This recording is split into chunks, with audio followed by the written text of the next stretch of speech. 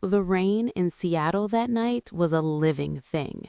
It wasn't a gentle shower, but a furious, freezing deluge that turned the world into a watery blur of gray shadows and shimmering black streets.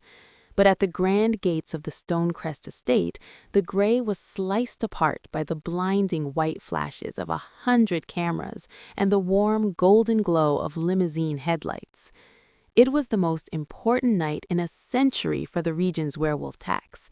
Tonight, Alpha King Kalen Stone, ruler of all the Western territories, would finally choose his Luna. The air was thick with anticipation, a crackling energy that even the storm couldn't dampen. He was a legend at 30 years old. Stories spoke of a leader with a will of iron, a strategist who had unified fractured packs, and a warrior whose very name made rogue wolves tremble. They also whispered he had a heart locked away behind walls of frost, untouched by any she-wolf's charm. Yet tonight, every eligible daughter of every alpha, beta, and gamma from across the land was here, draped in silks and dripping with diamonds, each one dreaming of being the one to melt that eternal ice. But Alara Vance wasn't dreaming of kings. Standing shivering by the service entrance, she pulled her thin, borrowed server's jacket tighter. The scent of expensive perfume and roasted meat wafted from the mansion, a world away from the smell of damp wool and cheap soap that clung to her. At 22, Alara wasn't a guest. She was part of the invisible machinery that made nights like this run. An Omega with no pack status, she worked 2 jobs to afford the medicine for her ailing father. Tonight was just another double shift, a chance to earn enough to cover another week of his treatments. Vance, stop daydreaming. The sharp voice of the event coordinator, Miss Finch, cut through the drumming rain. The valets are swamped. Take these umbrellas and tend to the arrivals at the main gate. And for moon's sake, try not to look so miserable. Yes, Miss Finch, Alara murmured, heaving a stack of heavy black umbrellas into her arms. She pushed out into the tempest, the wind immediately stealing her breath and soaking her to the skin. Chaos reigned at the ornate iron gates. A line of luxury vehicles snaked down the drive, their engines purring like contented beasts. Alara rushed to open an umbrella for a sleek silver sports car. The window slid down, and a familiar, haughty face peered out. Seraphina Drake. The daughter of a high-ranking Delta, Seraphina had made Alara's school years a quiet torment. Now, swathed in emerald green silk that probably cost more than Alara's rent for a year, Seraphina looked every inch the future queen. "You," Seraphina sneered, her voice sharp over the rain's roar. "Hurry up with that umbrella. This rain is ruining the ambiance." Alara bit her tongue, quickly extending the canopy over Seraphina's door. "Good evening, Miss Drake." Recognition flashed in Seraphina's cold eyes. Alara Vance? They're letting Omegas work the Alpha King selection? How quaint. Don't stand so close. I can smell the kitchen on you. A hulking figure, Seraphina's current companion, Marcus, chuckled as he stepped out. "Ignore the help, Sarah. The king awaits." As Seraphina turned to make her grand entrance, a figure emerged from the deep shadows of the rhododendron bushes lining the drive. It was an old woman, frail and trembling, her clothes little more than sodden rags plastered to her thin frame. Her white hair was matted against her skull, and she leaned heavily on a gnarled wooden cane. She didn't carry the distinct scent of any wolf pack. She smelled of damp earth, old wool, and a faint, worrying hint of illness.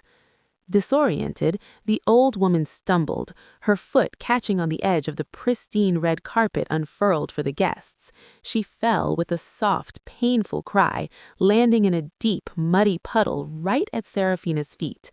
Dark, filthy water splashed upwards. A single, perfect droplet of mud landed on the hem of Seraphina's impeccable emerald gown. Time seemed to freeze. Seraphina looked down at the stain, her face undergoing a terrifying transformation from bored elegance to pure, unadulterated fury. Her eyes, usually cool blue, flashed with a wolfish amber light. "You wretched creature!" Serafina shrieked, the sound cutting through the storm. "Look what you've done! This fabric is from a master weaver in Venice." The old woman looked up, her eyes clouded and confused. "Please, I'm lost. I'm looking for my son." "I don't care about your son, you filthy beggar," Serafina roared. With a vicious swipe of her foot, she kicked the old woman's cane away, sending it skittering across the wet pavement. Deprived of her support, the elderly woman collapsed fully into the icy puddle, a gasp of shock and pain escaping her lips. Something inside Alara snapped.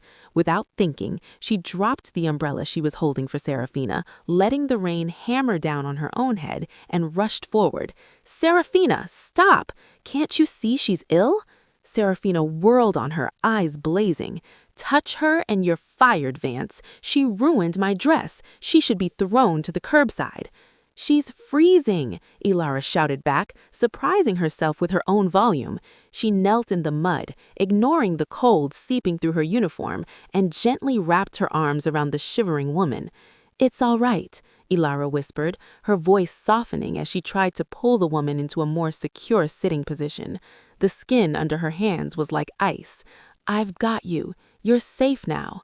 She knew the rules. She knew her place. If she didn't return to her post immediately, Miss Finch would fire her on the spot, and if she lost this job, the last thread holding her father's health together would snap. She looked at the mansion, a beacon of warmth and light, then down at the stranger trembling in her arms, life slowly leaching away in the cold. A quiet resolve settled over her. Some things were more important than rules, more important than fear.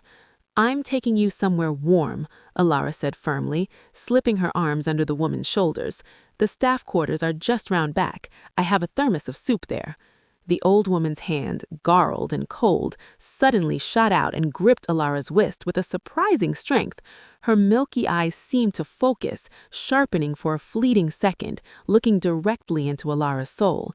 You would miss the king," the woman rasped, her voice a dry leaf rattling in the wind. "Everyone wants to see the king." Alara managed a small, bitter smile. "Kings don't see girls like me, ma'am, and truthfully, I'm not sure I'd want a king who rules over people capable of this." She nodded towards the retreating figures of Serafina and the others. "Now, let's get you dry."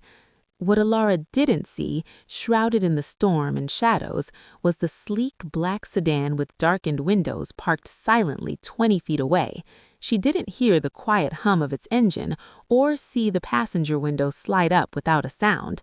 And she certainly didn't know that inside that car, a man with watchful eyes and a stern face had observed the entire scene.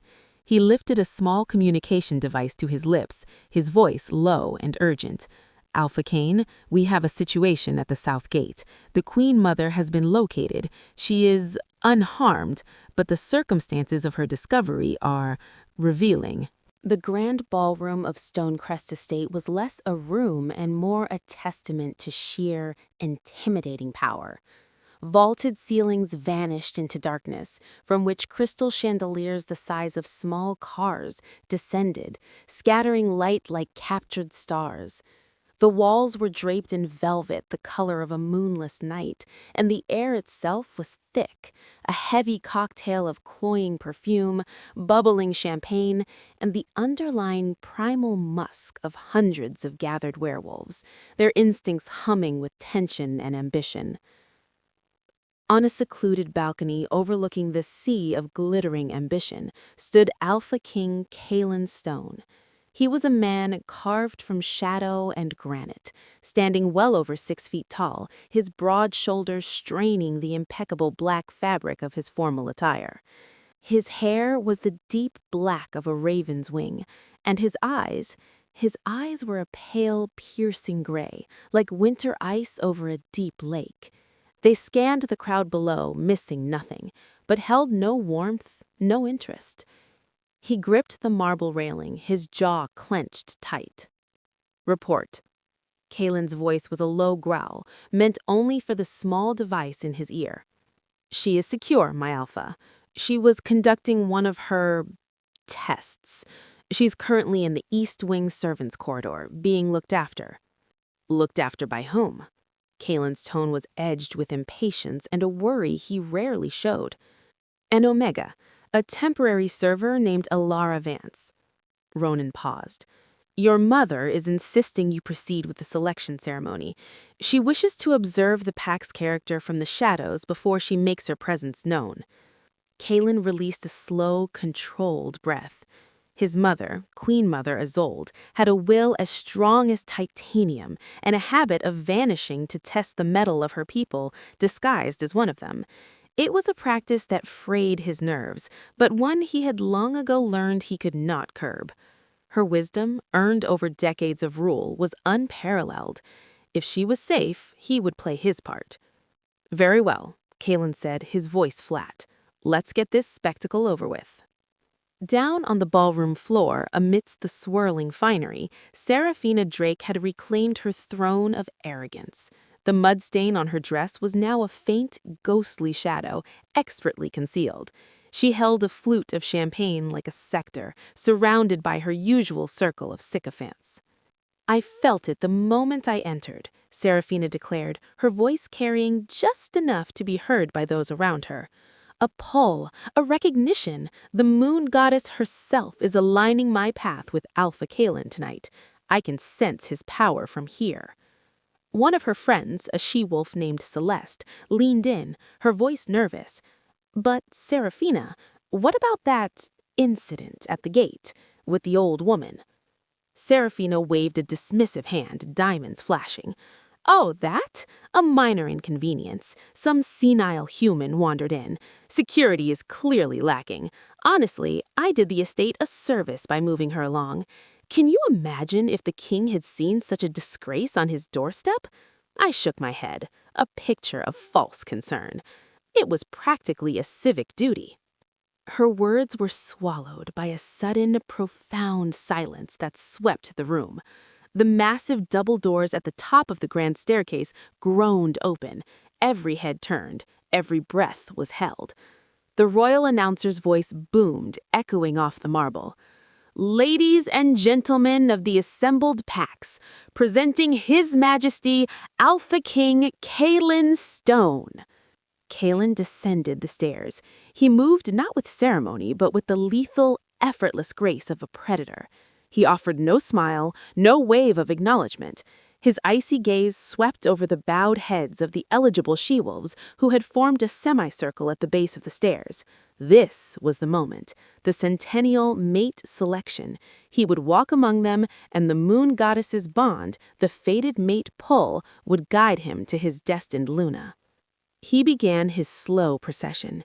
He passed the fierce, proud daughter of the northern mountain Alpha. Nothing, not a flicker. He passed a renowned she-wolf scholar from the eastern packs.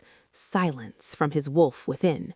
He moved past a celebrity she-wolf known across territories. Stillness.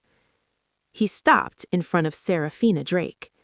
Seraphina's heart leapt into her throat, pounding a frantic rhythm against her ribs. This was it, the moment of her triumph.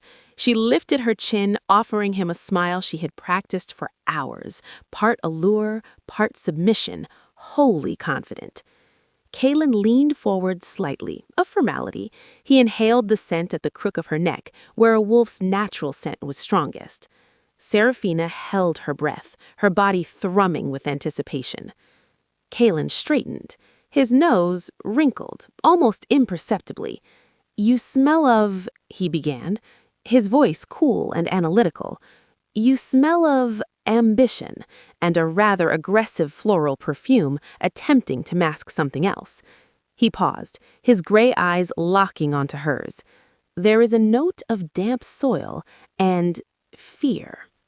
Before Seraphina could stammer a reply, before the stunned whispers of the crowd could fully rise, a loud, clumsy bang echoed through the hall. All eyes snapped towards the service entrance. It was Alara. She stood frozen in the doorway, a silver tray of delicate appetizers wobbling dangerously in her hands. She was a portrait of disaster, her hair escaping its knot in damp tendrils, her server's uniform stained with muddy water from the knees down, her face pale with horror. Miss Finch, lurking behind her, had a vice-like grip on her elbow, having just shoved her back onto the floor to fulfill her duties. "I'm so sorry," Alara squeaked, her voice small and terrified in the vast silence. "The tray, it slipped." The silence was absolute, heavy with judgment.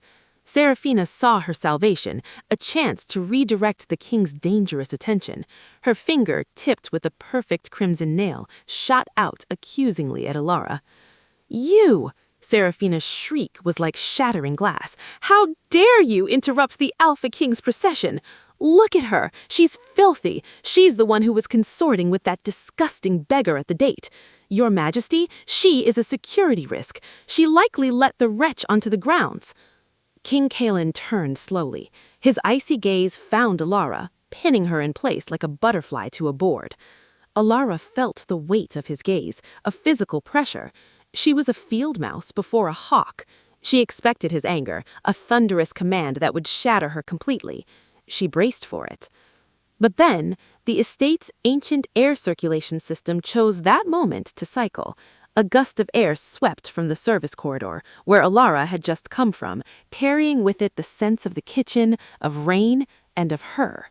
It hit Kalen like a physical shock.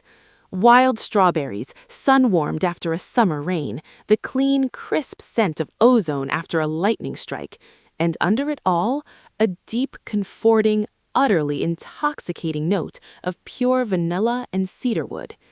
His wolf, which had been a dormant, disinterested presence within him all evening, exploded. It didn't stir, it didn't growl. It roared, a sound of pure, primal recognition that echoed through his very bones, slamming against the walls of his mind, shaking him to his core. The beast surged forward, howling a single, undeniable truth into his soul. "Mate." Kalen's pupils dilated, the pale gray of his irises almost swallowed by black. The noise of the room, Seraphina shrieking, the crowd's murmurs faded into a distant hum.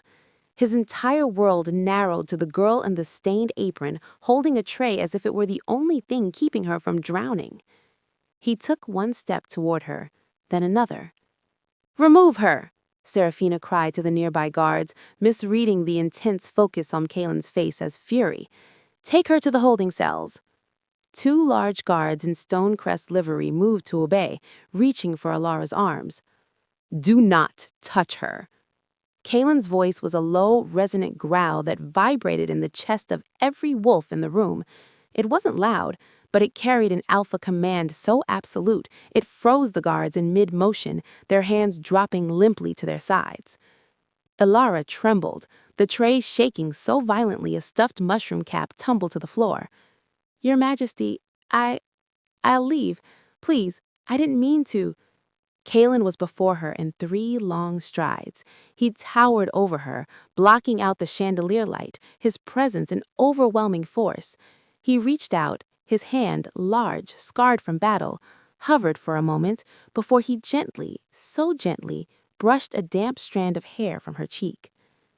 The touch was a spark to tinder, a jolt of pure, white-hot energy arced between them, so potent that it made Alara gasp and her knees buckle. The tray finally clattered from her nerveless fingers, scattering food across the polished floor. The room held its breath. Kalen's voice, when he spoke, was softer than anyone had ever heard it, yet it carried to the farthest corner. "What is your name?" "Ilara," she whispered, her voice trembling. "Ilara Vance." "Ilara." He said her name as if tasting a rare delicacy. A sense of rightness settled over him, fierce and protective. He looked from her terrified face to the sneering visage of Seraphina, then back to the service door. His mind, sharp as a blade, connected the scents, the words, the pieces. Damp soil, fear, a beggar. His gaze returned to Alara, and in it was not just recognition, but a dawning, ferocious understanding. "You helped her," he stated. It wasn't a question. "The woman in the rain." Alara could only nod, confused. She's in the East Corridor.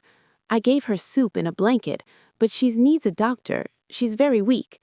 Kalen's head lifted. his eyes scanning the crowd before landing on his beta, Ronan, who stood watchful at the edge of the dais.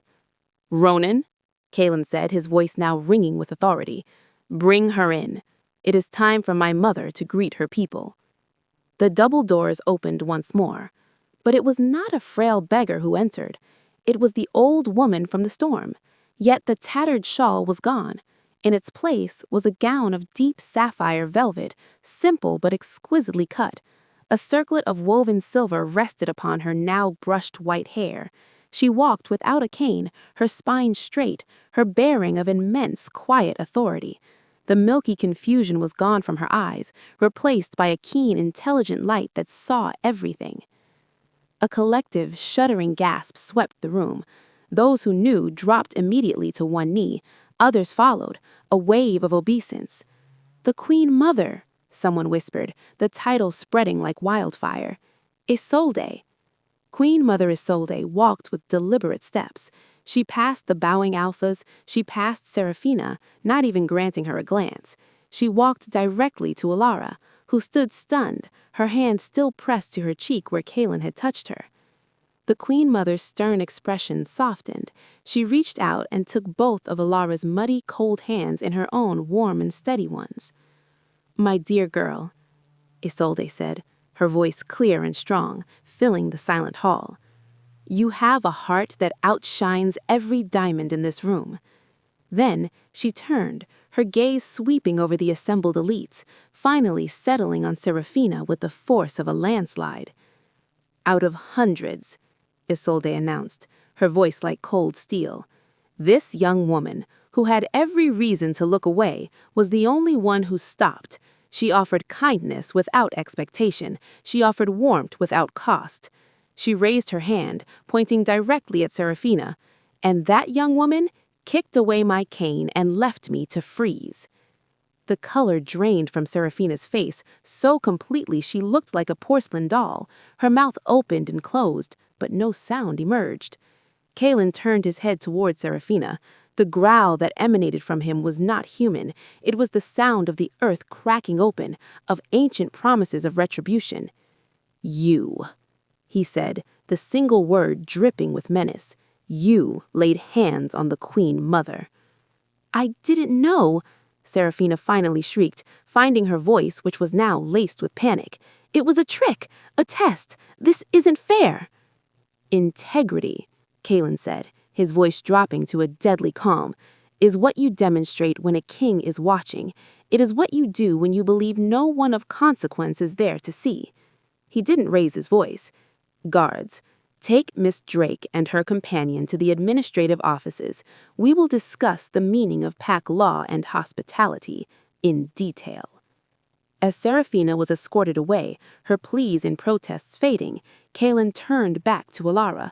The harshness melted from his face, replaced with a look of awe and a possessiveness so profound it stole Alara's breath.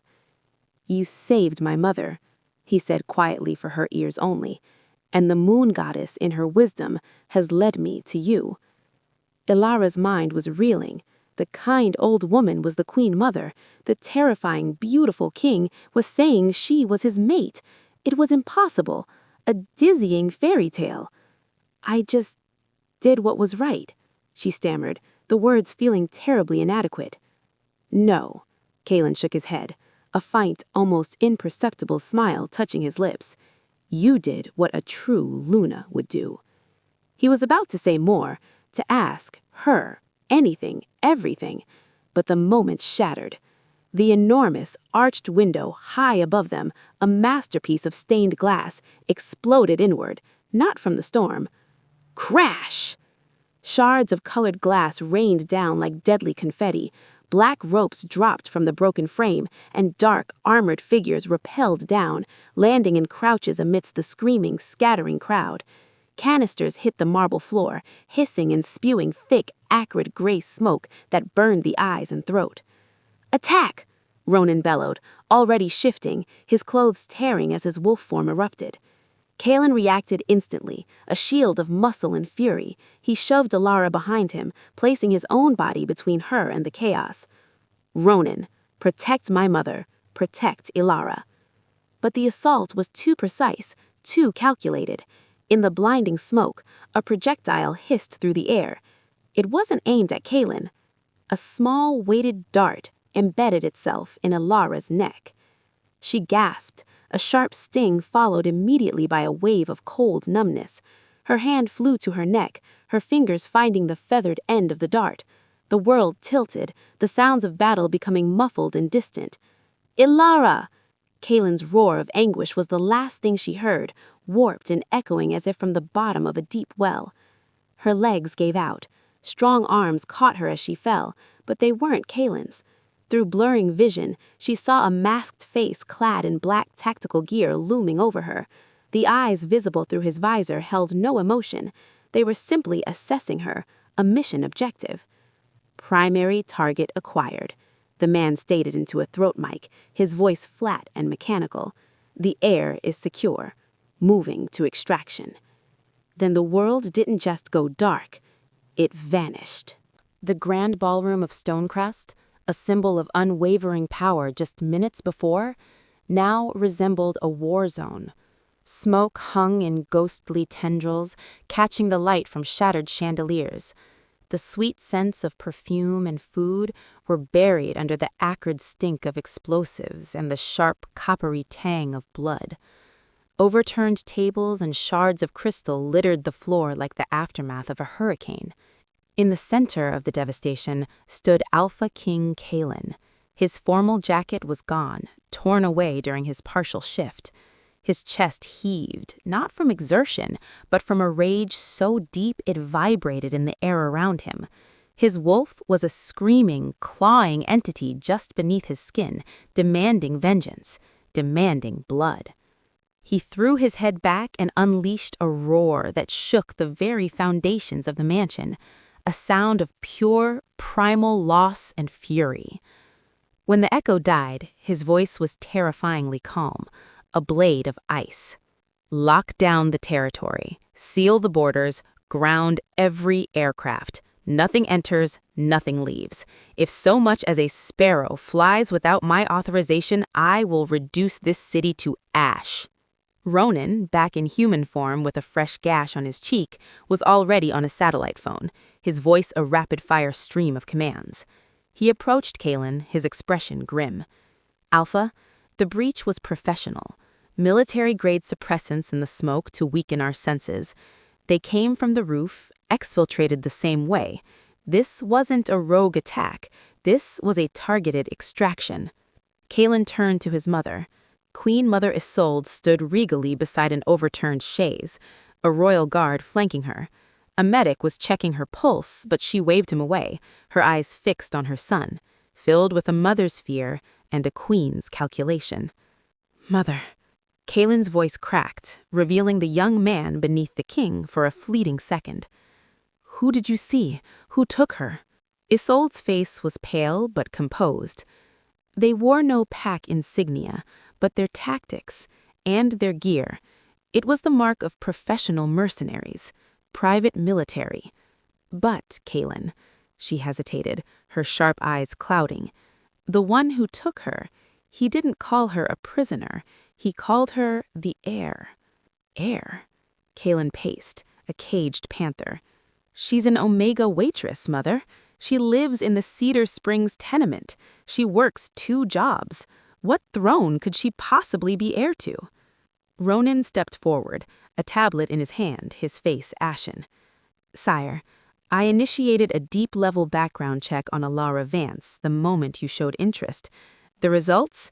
They are inconceivable." Kaylin snatched the device. "Show me."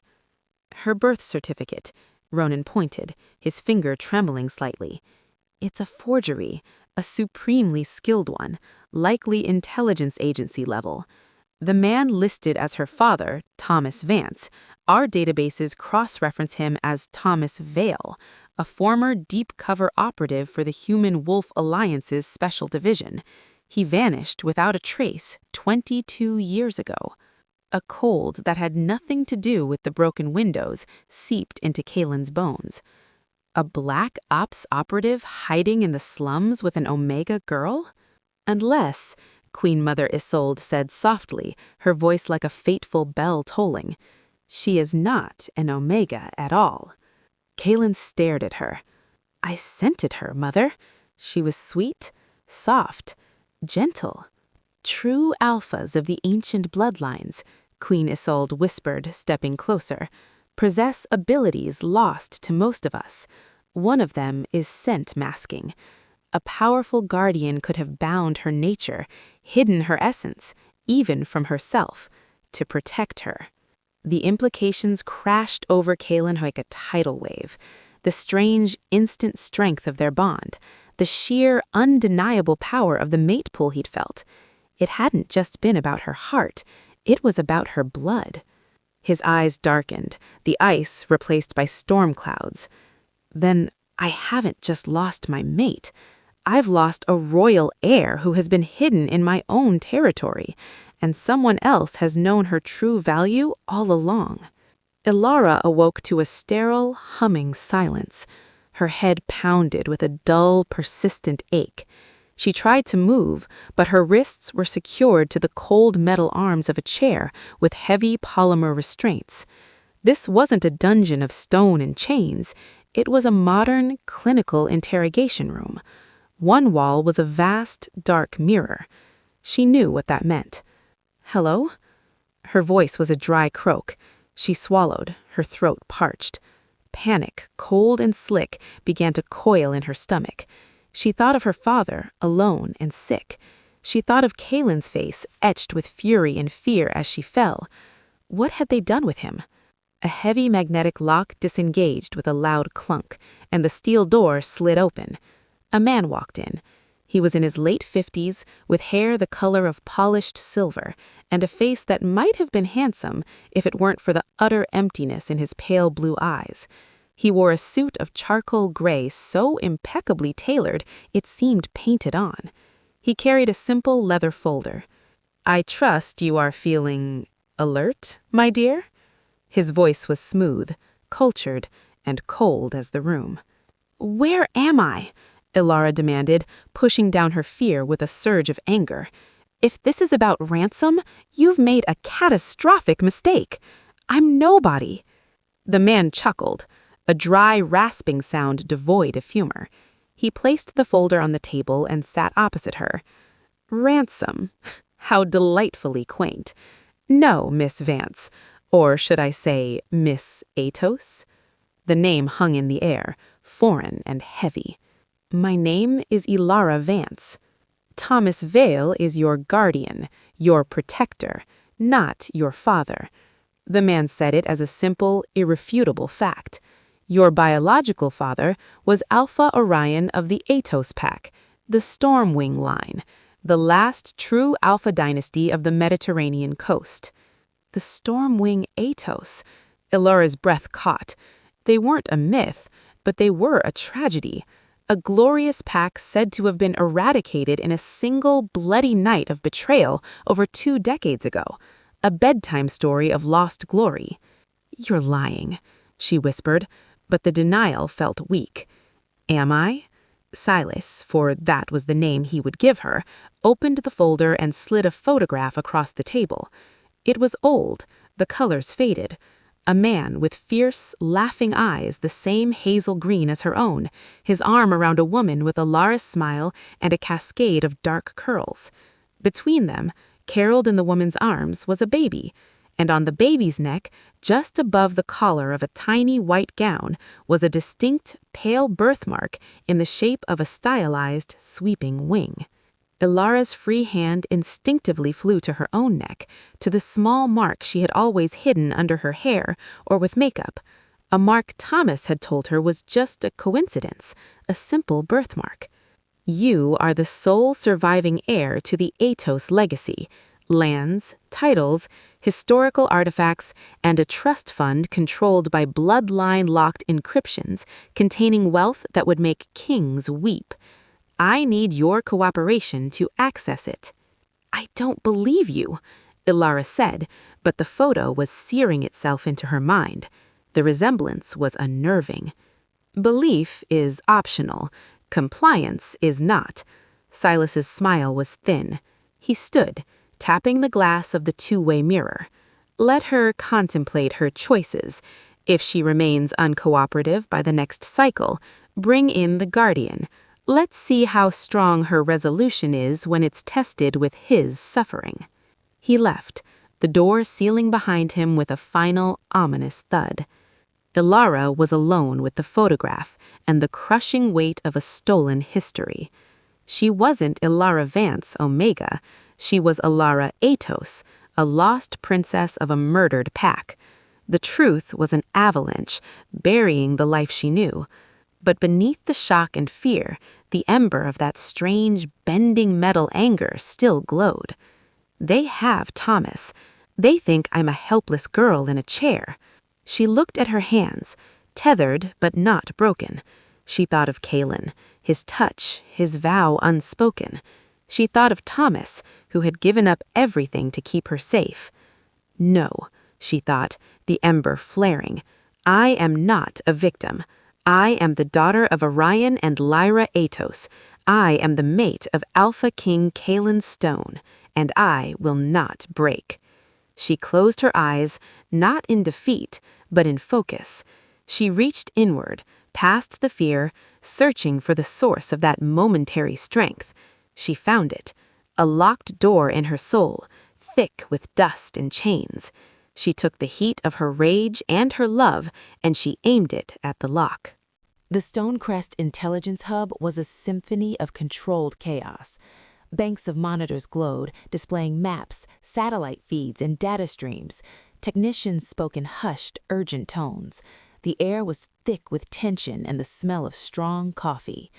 Alpha King Kalen stood before a massive digital map of Seattle, his silhouette rigid. Red markers blinked where signals had been lost, where possibilities had died. "Report," he commanded, his voice a whip crack in the hushed room. "We lost the aerial track over the old industrial sector near the docks, Alpha," a young tracker named Leo said, his voice strained. "The signal didn't fade, it was actively scrubbed. There's a blanket of electromagnetic interference covering 5 square blocks." "Interference means a shield," Ronan stated, coming to stand beside Kalen. His face was set in hard lines. "They're not just hiding in a warehouse, they're underground, heavily fortified." "I don't care if they've dug to the center of the earth," Kalen growled, his knuckles white where they gripped the edge of the console. "We are going to excavate them." Before he could elaborate, the elevator doors pinged open. 2 stone-faced enforcers escorted a man into the room. He was dressed in worn flannel pajamas under an open overcoat, his hair disheveled, but his eyes were clear, sharp, and blazing with a fire that belied his rumpled appearance. Thomas Vance, or Vale. He shook off the guard's hands with a surprising strength. "Where is she?" he demanded, his voice rough with fear and fury. He locked eyes with Kalen, not with the deference of a subject to a king, but with the desperate intensity of a soldier to a commander. "You were supposed to protect her." "I will get her back," Kalen vowed, the promise etched in stone. "But you will tell me everything, Thomas Vale. Who is she, and who took her?" Thomas's shoulders slumped, the fight draining him for a moment, replaced by a profound weariness. He had carried this secret for a lifetime. "I was captain of the guard for the Atos pack. When the traitors struck, led by a wolf named Silas Merrick, Alpha Orion shoved his infant daughter into my arms. His last command was to run, to hide her where no one would ever look for a royal heir, in plain sight, at the very bottom." Silas Merrick, Kalen repeated the name, committing it to memory. The exile. He's been a ghost for 20 years, building a private empire in the shadows. He operates from a converted military bunker, calls it the Eyrie. It's here, built during the Cold War, retrofitted with modern tech, blast doors, automated defenses, a private army. You cannot storm it, Alpha.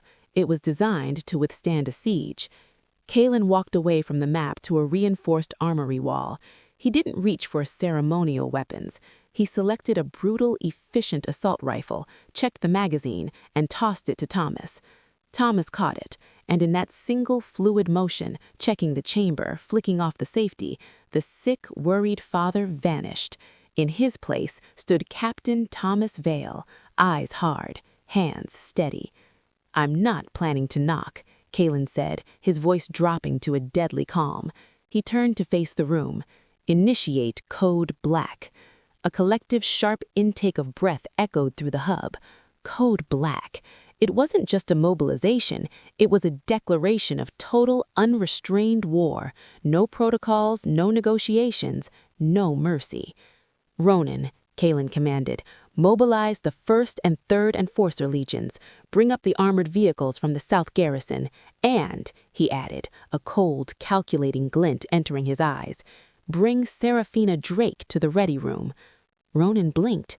"Seraphina? Alpha, she's under a house arrest for her insult to the Queen Mother." "Exactly," Kalen said, a smile that held no warmth touch his lips. "Silas Merrick is a businessman.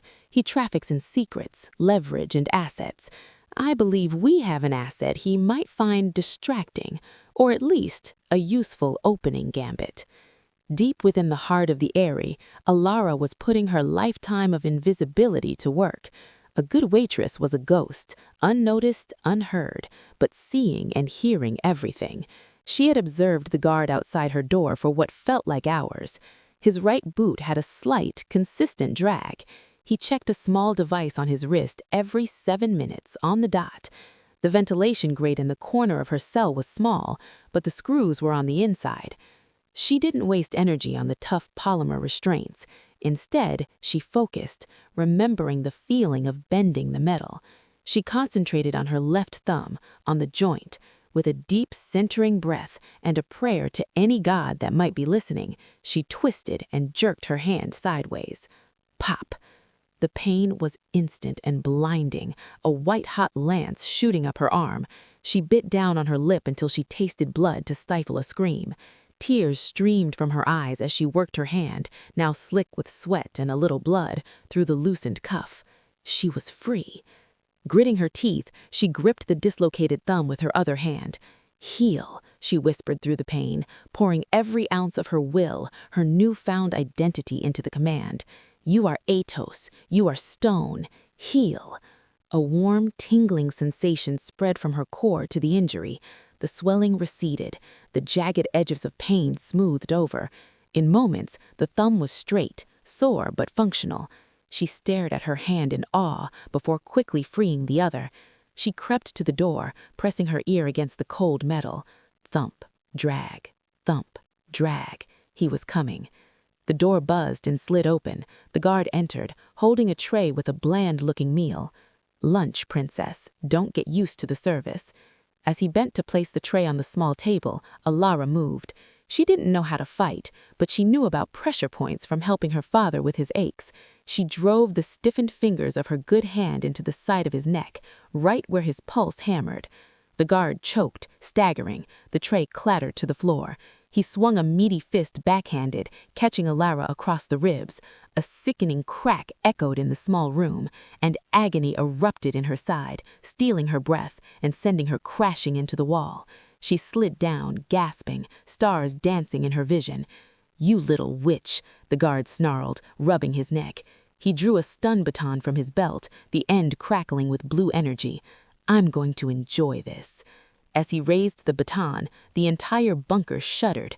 A deep, resonant boom echoed through the corridors, followed by the shriek of buckling metal. The lights flickered and died, replaced by the frantic spinning of red emergency beacons. An alarm blared. Then, a voice cut through the chaos, broadcast over every intercom. It was a voice of absolute authority, laced with promised violence, and it made Alara's heart leap with wild, desperate hope. "Silas Merrick," it was Kalen, "you have something that belongs to me. Open your doors, or I will peel this bunker apart layer by layer and feed you the pieces." The guard looked up, distracted by the explosion in the voice. It was all the opening Alara needed. Ignoring the fiery pain in her side, she lunged from the floor, snatching the dropped food tray. She slammed the hard edge into the guard's kneecap. He bellowed in pain, his leg buckling. As he fell, she grabbed the crackling stun baton from his loosened grip and jammed it into his armored vest, finding a gap at the neckline. The zap of electricity was loud. The guard convulsed violently, then lay still. Alara slumped against the wall, panting, clutching her ribs. Every breath was a knife. She grabbed the guard's keycard and a small radio from his belt. She activated it, her voice a pained whisper. "Kaylin, I'm here. I'm coming." But she didn't head for the exit marked on the wall map she'd studied. She turned and ran, limping, deeper into the bunker, towards the central server core Silas had mentioned. If her blood was the key to a fortune, the data was here, and she would see it turn to ash before she let him have it. Outside the Eyrie, the scene was one of calculated, brutal force. Armored vehicles with the Stonecrest crest had smashed through the perimeter fence. Wolves in tactical gear moved with lethal precision, engaging Merrick's mercenaries in fierce, close-quarters combat. Kaylin was a force of nature. He fought in his human form, a blur of motion and devastating power, disarming and disabling opponents with terrifying efficiency. Thomas Vale fought beside him, his movements precise and economical, a lifetime of training overriding his age and illness. "Go," Thomas yelled, providing covering fire as they breached an inner blast door. Kaylin didn't need telling twice. He took the stairs 3 at a time, following the fading scent of strawberries and rain that was a trail of agony to his senses. He found holding cell B. The door was open. A guard lay unconscious. The cell was empty. A cold, primal fear, colder than any ice, gripped his heart. Had they moved her? Was he too late? Then, his wolf's hearing, sharper than any technology, picked up a sound. Not from a cell, from a vent. Not a cry. It was the rapid, determined tapping of keys on a keyboard. He followed the sound in the scent, a predator on a new trail. It led him to a sealed door marked Server Core, authorized personnel only. He didn't bother with the keypad. He kicked it, the metal around the lock groaning and buckling inward. The sight he greeted stole his breath. Alara was there, hunched over the main terminal console, her face bruised, her borrowed server's uniform torn and stained with blood at the ribs. Her fingers flew across the keyboard, lines of code reflecting in her determined eyes. "Alara," he breathed, the word a prayer and a sob of relief. She spun in the chair, wincing at the movement. The hum of the server banks faded into a high-pitched ring in Kaylin's ears. He stared at Ronan, at the man who had stood by him since they were pups, who had taken blows meant for him, who had shared his dreams for their pack. The betrayal was an abyss, opening up beneath his feet. "Why?" The word was torn from Kaylin's throat, raw and wounded. "You have status. You have my trust. You have everything." "Everything?" Ronan's laugh was short, bitter. "I have the leftovers, Kaylin, the crumbs from your table. I am the fixer. You get the crown, the glory, the destiny. I get the dirty work, the secrets, the messes you're too noble to see. And now you want to crown this nobody as Luna?" He gestured at Alara with the barrel of the gun. "It makes us a laughingstock. She weakens us." "She is a queen by right of blood and strength of heart," Kaylin roared, taking a step forward, placing himself more squarely between Ronan and Alara. "Stay back." Ronan's finger tightened on the trigger. His aim didn't waver at Alara. "Her blood is a bank vault. Her heart is irrelevant. With the Atos fortune and the Stonecrest treasury under my control, I won't need a mate. I won't need a pack. I will be an empire." A guttural, pain-filled voice rasped from the corridor behind Ronan. You cut me out, Steele. I saw the transfer to the Caymans." Silas Merrick stumbled into view. He was bleeding profusely from a wound in his abdomen, his expensive suit ruined. In his shaking hand, he clutched a small black detonator. "We had a partnership." Ronan didn't even bother to look. "You were a useful tool, Silas. Tools break." Still aiming at Alara, he casually swung his arm back and fired 3 shots. Bang! Bang! Bang! Silas Merrick jerked with each impact and crumpled to the floor, dead before the echo died. Ronan turned the gun back, its barrel now smoking. Now, as I was saying, a tragic end. The brave Alpha King and his fated mate killed by the rogue Silas Merrick during a rescue attempt. I'll be devastated, of course. A state funeral. I'll even build a monument in your honor. Alara, Kalen whispered, his eyes never leaving Ronan's. His voice was low, urgent, for her alone. When I move, you run. Don't stop, don't look back. Alara's hand found his, her fingers intertwining with his. Her voice, though laced with pain, was firm. No, I am not leaving you. We face this together. How touching, Ronan sneered. Farewell, my king. He pulled the trigger. Time didn't slow. It fractured. Kalen didn't have room to shift. Instead, he moved with a speed that blurred. But he didn't dodge. He pivoted, throwing his body in front of Alara's, a living shield. The gunshot was deafening in the enclosed space. Kalen grunted, a wet, heavy sound. The impact slammed him backward into Alara, sending them both crashing to the floor in a tangle of limbs. Kalen! Alara's scream was pure anguish. Ronan stepped forward, calm, methodical, aiming for the final shot. But as he did, Alara's hand, scrabbling on the floor, closed around a thick, severed power cable, its copper wires exposed and sparking. It had been cut during the initial breach. She didn't think, she acted. With a scream of rage and grief, she thrust the live end of the cable onto the metal grating of the raised server floor where Ronan stood. The world turned blue and white. A deafening zzz crack of raw electricity exploded upward in a dancing, furious arc. Ronan screamed, a sound of pure agony, as thousands of volts coursed through him. His body convulsed violently, muscles locking, the gun flying from his hand. He was thrown backward like a rag doll, crashing into a server rack with a shower of sparks. The lights in the entire bunker died. The emergency strobes pulsed like a dying heartbeat. Kalen! Kalen, please! Alara scrambled out from under him. Kalen was conscious, but his face was ashen. He clutched his upper chest, just below the shoulder. The wound wasn't bleeding heavily, but it smoked, and the skin around it was turning an ugly, necrotic black. Silver, he gasped through clenched teeth, sweat beading on his forehead. Nitrate tipped. Burns the wolf. Can't shift. We have to go, Alara said, adrenaline and terror lending her strength. She hooked her arms under his, ignoring the searing pain in her own ribs. Can you stand? I can try, he grunted, using her as a crutch to haul himself upright. He swayed, his weight almost crushing her. The silver was a poison, sapping his legendary strength. They stumbled from the server room, stepping over Silas's body. The bunker was shaking now, groaning. The electrical systems had fried, the cooling systems had fried. The temperature was rising rapidly, the air becoming thick and hot.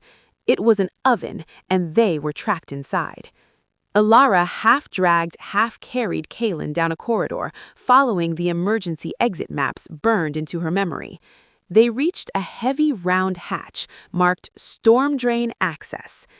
It leads to the river outflow, Alara panted, her vision swimming with pain. It's the only way not blocked. How do you know that? Kalen breathed, leaning heavily against the wall. I pay attention, she said grimly, using the last of her strength to spin the wheel lock. The hatch groaned open, revealing a dark, wet tunnel smelling of dank water and rust. Now move. They slid into the freezing, knee-deep water just as a secondary explosion tore through the bunker behind them, a wave of heat and debris blasting past the hatch. She pulled it shut, sealing them in utter darkness and the blessed, cold silence of the underground flow. The river outflow spat them out miles from the estate, deep within the protected blackwood forest that bordered Stonecrest lands. The storm had finally broken, leaving a clearing sky and a moon that cast silvery shadows through the dripping trees. Kalen collapsed against the thick root of a cedar, his breathing ragged. The black tendrils of the silver poisoning had spread down his arm. "I have to stop," he gasped, his eyes struggling to focus. "My wolf, it's fighting the poison. It's taking everything." Alara looked around wildly. They were exposed. If Ronan had survived, and wolves like him are notoriously hard to kill, he would come, and he wouldn't be alone. "We can't stop here," she pleaded, dropping to her knees beside him. She tore a strip from the least filthy part of her shirt and pressed it against the angry wound. Kalen cried out, his hand flying up to grip her wrist, his strength still formidable even in his weakened state. "Listen to me," he said, his voice a strained whisper. "Leave me. Take the map in my pocket.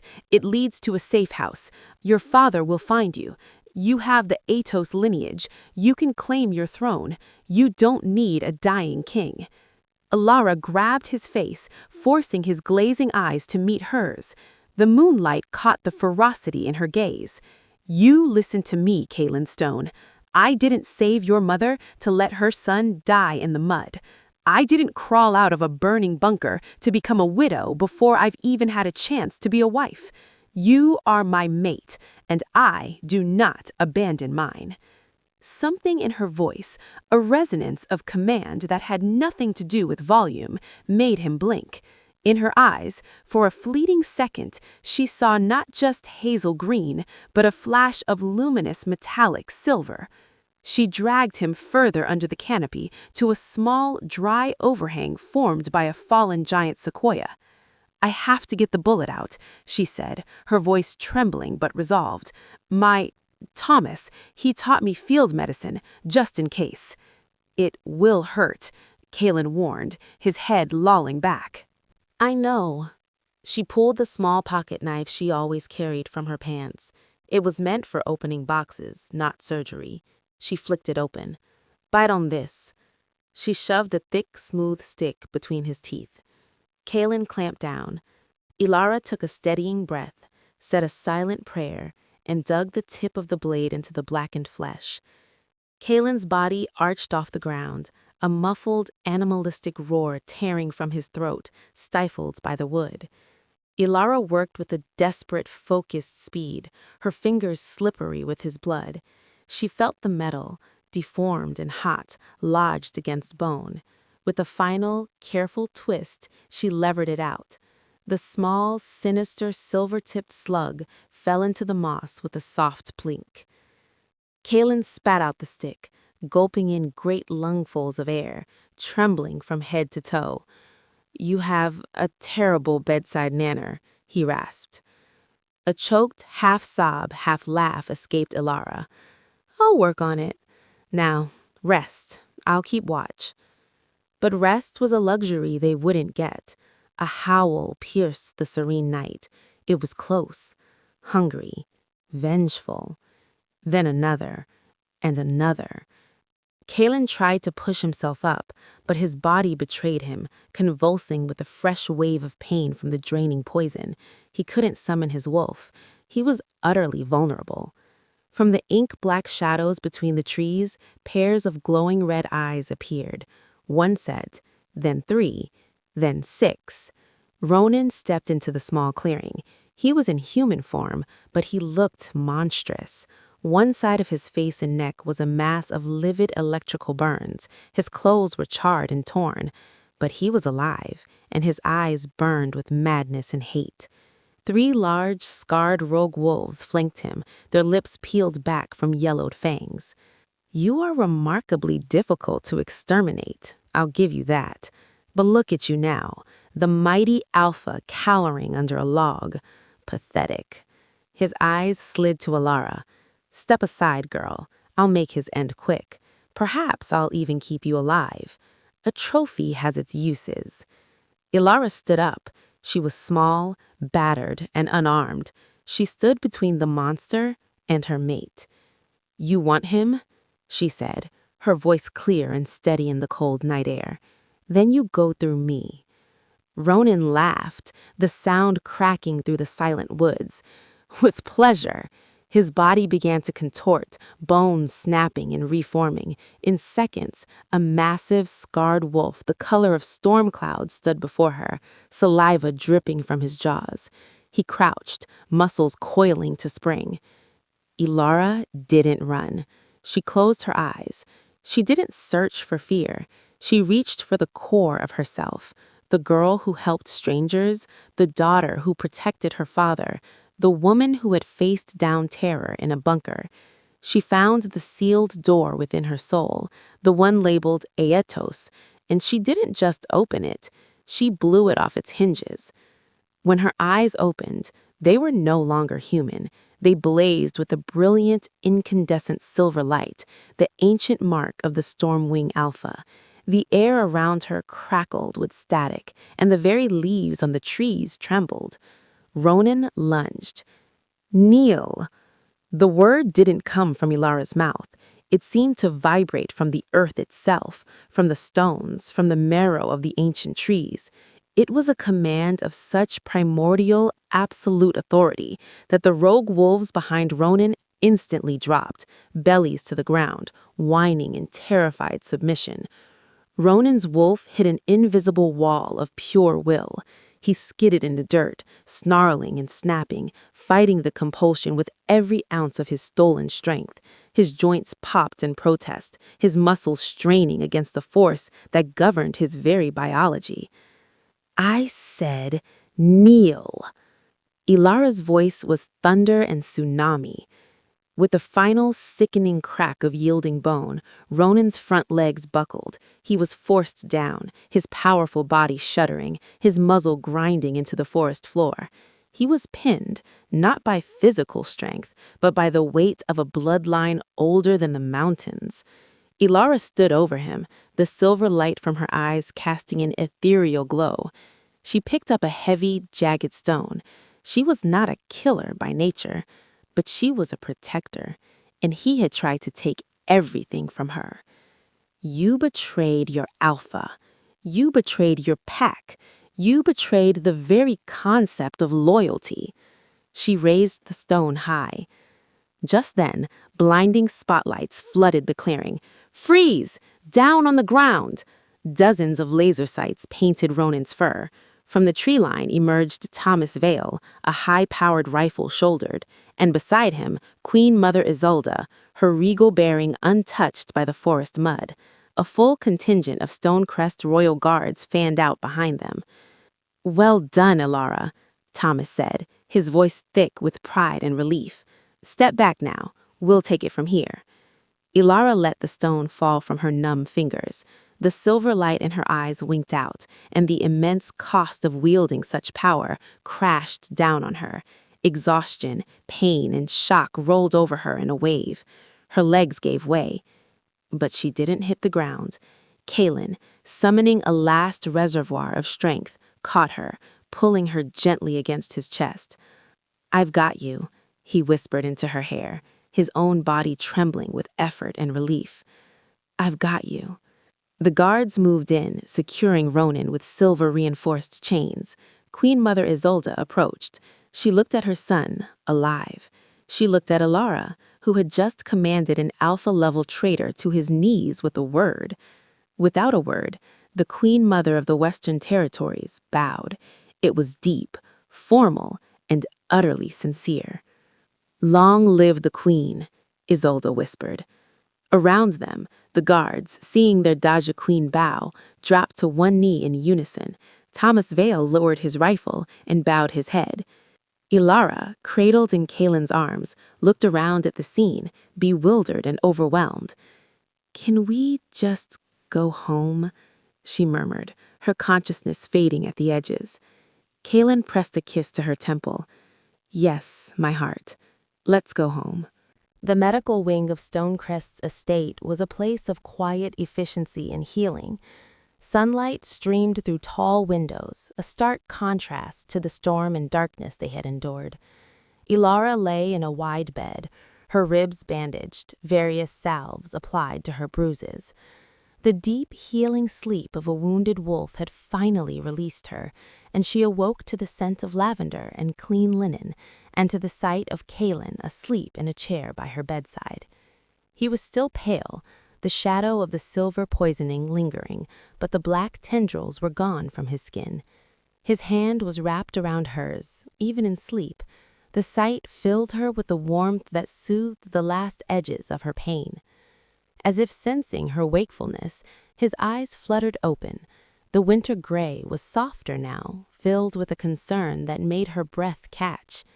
"You're awake," he said, his voice rough with sleep and relief. "So are you," she replied softly. A million questions swirled in her mind, a turbulent sea where the island of Lara Vance, waitress, was rapidly submerging. As if on cue, the door opened quietly. Thomas Vale entered, followed by Queen Mother Isolde.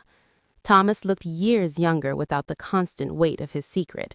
He was dressed in simple, clean clothes, and he carried himself with the straight-backed posture of a soldier. "Ilara," Thomas said, his voice thick with emotion. He came to her side, taking her other hand. "How do you feel?" "Confused," he answered honestly, looking from his beloved face to the regal queen. "Overwhelmed. Thomas, who am I?" Thomas took a deep breath. "You are Ilara Aitos, sole daughter of Orion and Lyra Aitos, the last true alphas of the Stormwing line. Your birth name was Ilara, meaning light. We changed your surname to Vance, a variation of Vale, to hide you. I am not your father by blood, but I am and always will be your dad in every way that matters." He told the story then of a thriving ancient pack on the cliffs overlooking the Mediterranean, of Alpha Orion, a leader known for his fierce justice and deeper compassion, of his trusted second, Silas Merrick, whose greed and ambition festered in the shadow of Orion's glory. The betrayal had been swift and brutal, aided by dark magic that suppressed the Aitos wolves' abilities. Thomas, the captain of the guard, had been on patrol with a contingent. He returned to find the stronghold in flames, his Alpha and Luna slain, and the nurse shoving a crying infant into his arms with Orion's last desperate command: "Keep her hidden, keep her safe, let the world forget her until she is strong enough to make them remember." Silas couldn't access the Aitos wealth without a blood heir. He's been searching for you for 2 decades. He infiltrated Stonecrest through Ronan, promising him power and wealth in exchange for access and information. Ronan's ambition made him the perfect tool. "And my abilities?" Ilara asked, thinking of the bending metal, the healing, the commanding voice. Isolde stepped forward. The Aitos line was said to be touched by the Ancient Ones. They possessed gifts others had lost, heightened healing, strength that could emerge under duress, and a voice of command that could speak directly to the wolf spirit. These gifts were bound within you at birth, a final act of your mother's magic to cloak your power until you came of age.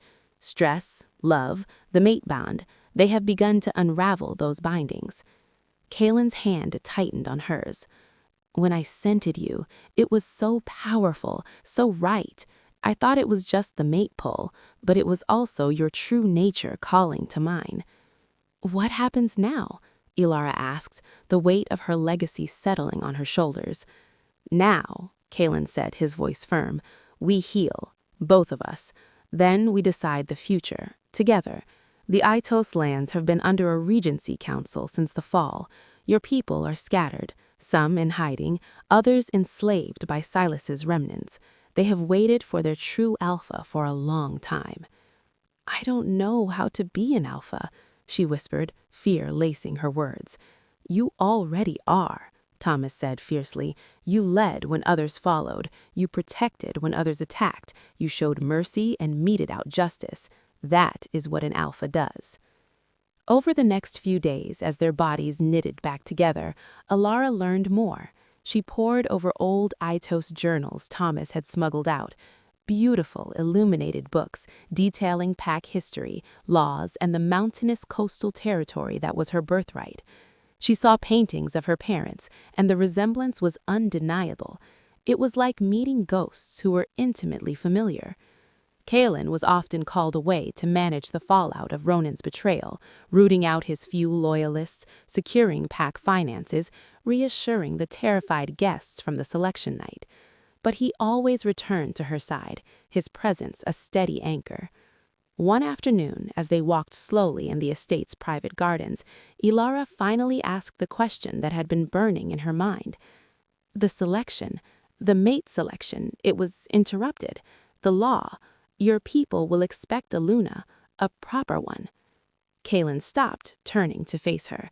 He took both her hands. Ilara Aitos, the moon goddess did not just guide you to me that night, she presented you to me in the clearest possible terms. You saved my mother. You proved your character before any title was known. The selection is irrelevant. The bond is not. You are my fated mate. My heart has chosen. My wolf has chosen. The only thing left is for you to choose me, to choose this life, with all its danger, its politics, its weight. He looked more vulnerable than he had ever seen him, the mighty Alpha King waiting for her answer. Ilara looked at their joined hands. She thought of her simple life, her father's modest apartment, the smell of coffee and dishwater. Then she thought of the old woman in the rain, of the terror in the bunker, of the rightness she felt when she stood beside Kaelin, of the responsibility to a people she'd never known. She lifted her eyes to his. She said, I choose you, her voice clear and sure, and I choose the path the moon goddess has laid before us. Both of them. A smile, true and bright, broke across Kaelin's face.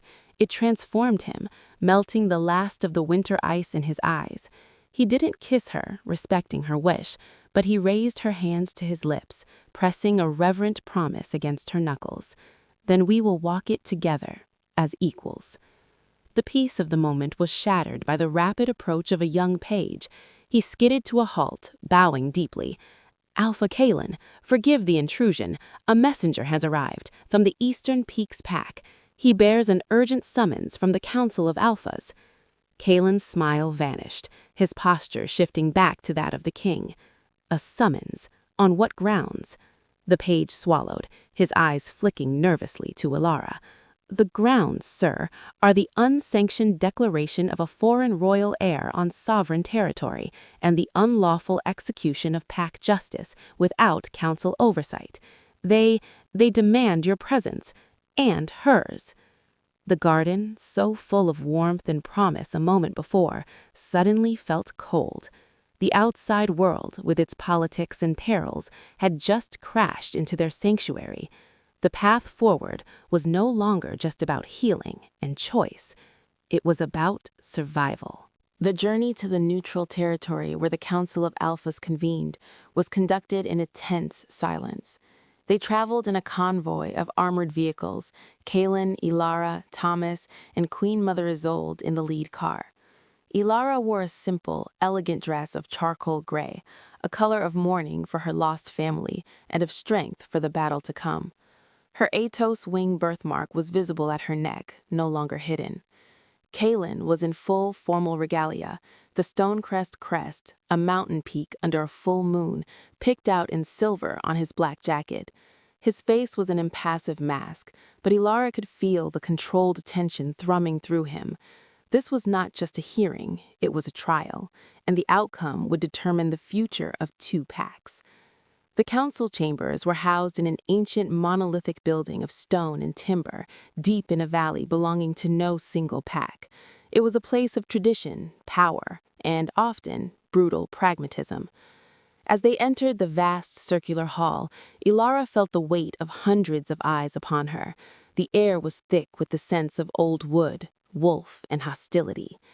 The council itself consisted of the 7 most powerful alphas from the continent's major territories, seated on a raised dais.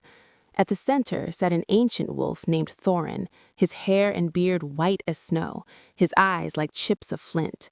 He was the presiding elder, a legend who had seen empires rise and fall. To the right of the dais, in a place of high honor, sat Alistair Drake, Seraphina's father. His face was a thundercloud of fury and humiliation. His daughter's disgrace and arrest had shattered their family standing. He saw Ilara as the root of it all.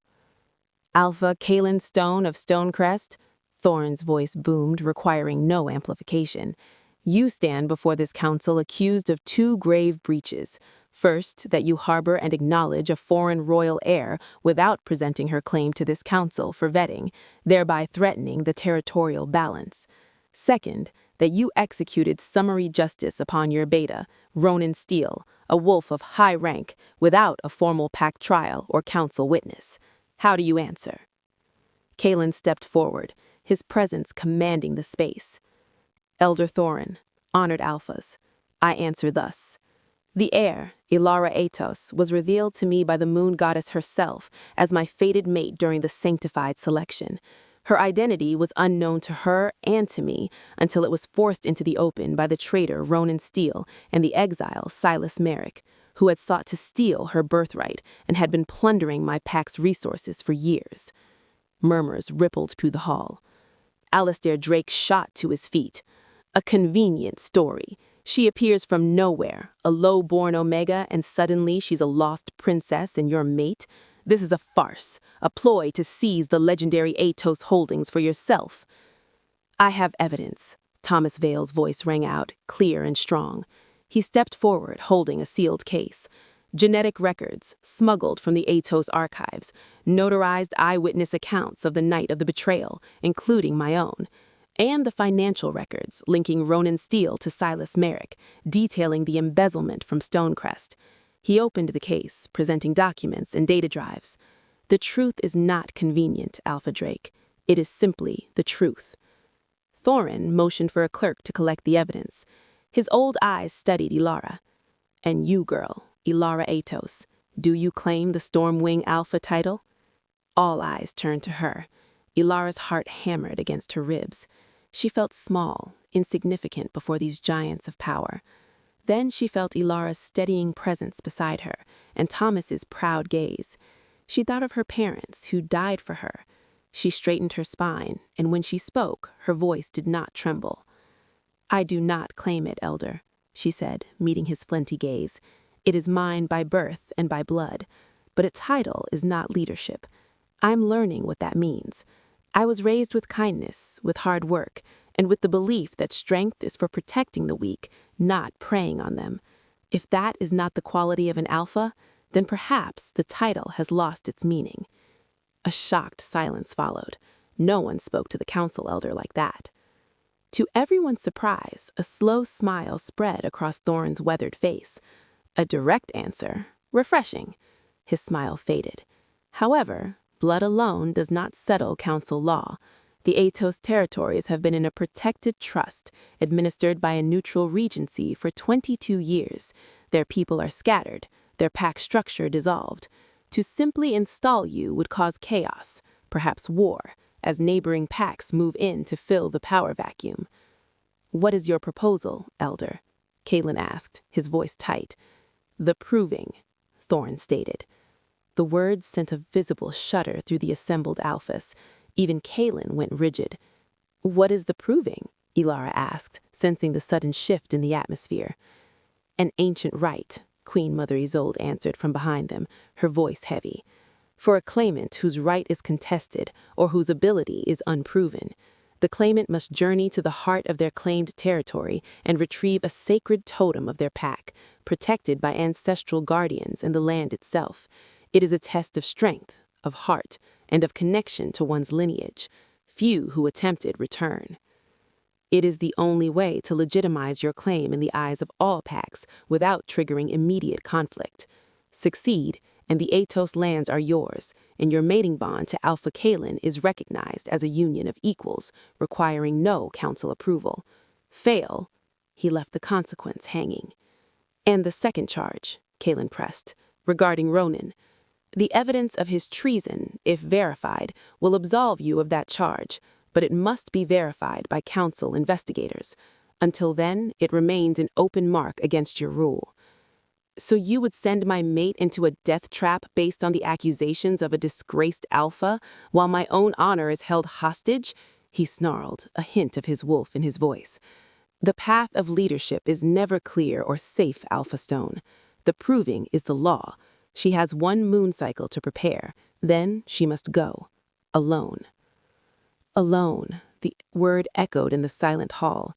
Ilara looked from Thorne's unyielding face to Alistair Drake's smug satisfaction, to Kaelin's masked fury, and finally to Thomas's worried eyes. She was being given an impossible choice.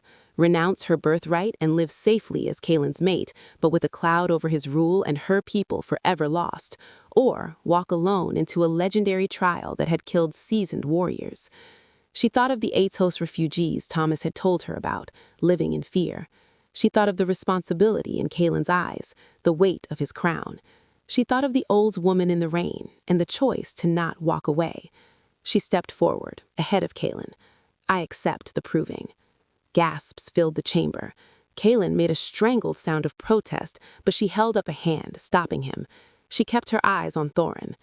I will retrieve the Stormwing totem, and I will return. Thorin studied Ilara for a long, long moment. He gave a single, slow nod. So it is declared. The proving will commence with the next new moon. This council is adjourned. As they filed out of the oppressive chamber, Kaelin caught Ilara's arm, his grip gentle but urgent. Ilara, you don't know what you've agreed to. The Atos cliffs, the guardians are not just stories. They are ancient, powerful spirits of the land, twisted by grief and magic since the fall. It's a suicide mission. Ilara turned to him, placing her hand over his. I have to do this, Kaelin. For my parents, for my people, for us. I can't be the cause of a shadow over your reign or a war for my homeland. This is the only way. Then I am coming with you, he stated, his tone brooking no argument. You heard the elder, Kaelin. I must go alone. It is the law. I don't care about the law, he growled, low and fierce. I care about you. And I care about you, she whispered, her eyes pleading. If you come, they will say you did the proving for me. It will invalidate everything. It will make you look weak, and me weaker. I have to stand on my own, just this once. The pain and fear in his eyes were almost too much to bear, but she saw beneath it a dawning respect. He was an alpha. He understood the necessity of standing alone. You will not be wholly unprepared, Thomas said, joining them. We have a moon cycle. I may not be an Atos by blood, but I know their ways. I know the stories, and I know the man who trained Orion. He is old, and he lives in seclusion, but he may help. Then we start training now, Ilara said, a new fire lighting in her hazel eyes. The waitress was gone. The heiress was stepping forward. I have a totem to find. The following weeks were a whirlwind of relentless preparation. Stonecrest Estate became a fortress of focused energy. Ilara's physical training was intense. Thomas drilled her in endurance, survival skills, and basic combat. Not to fight the Guardians, he said, but to survive the journey and outthink them. Queen Mother Isolde schooled her in the subtle arts of diplomacy, pack etiquette, and the history of the council, ensuring she understood the political battlefield she was entering.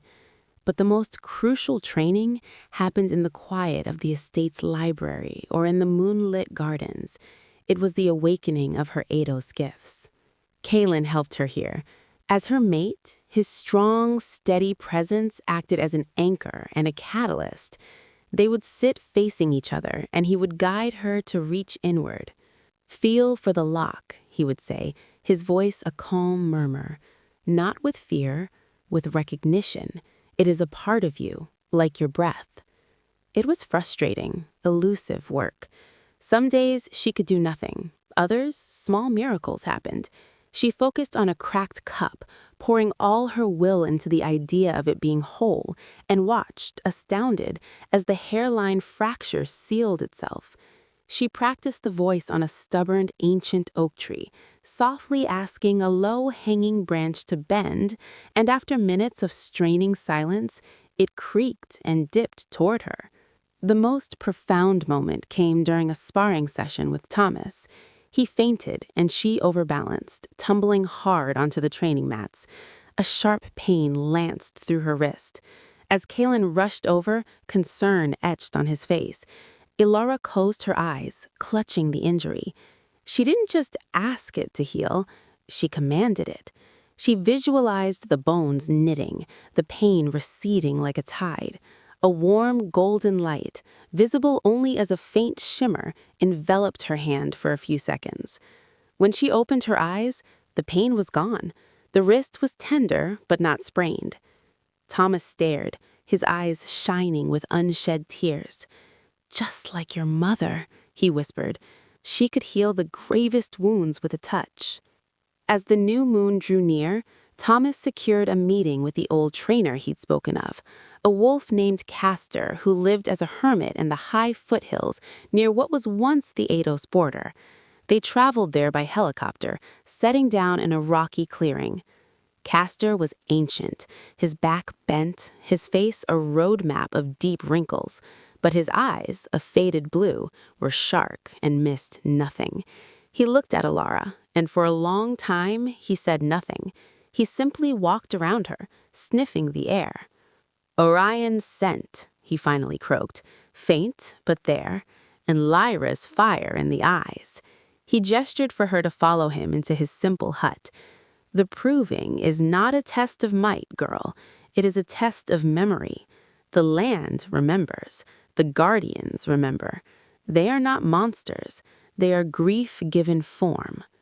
He spoke for hours, describing the journey to the Heart Spire, the tallest peak in the Ados Range, where the totem, a legendary spear carved from a single piece of petrified lightning wood, was kept. He told of the 3 guardians. "First, the Path of Echoes," Castor said, poking the fire. "The cliffs will show you memories, not your own. The joy of the pack, the horror of the betrayal. You must walk through them without losing yourself.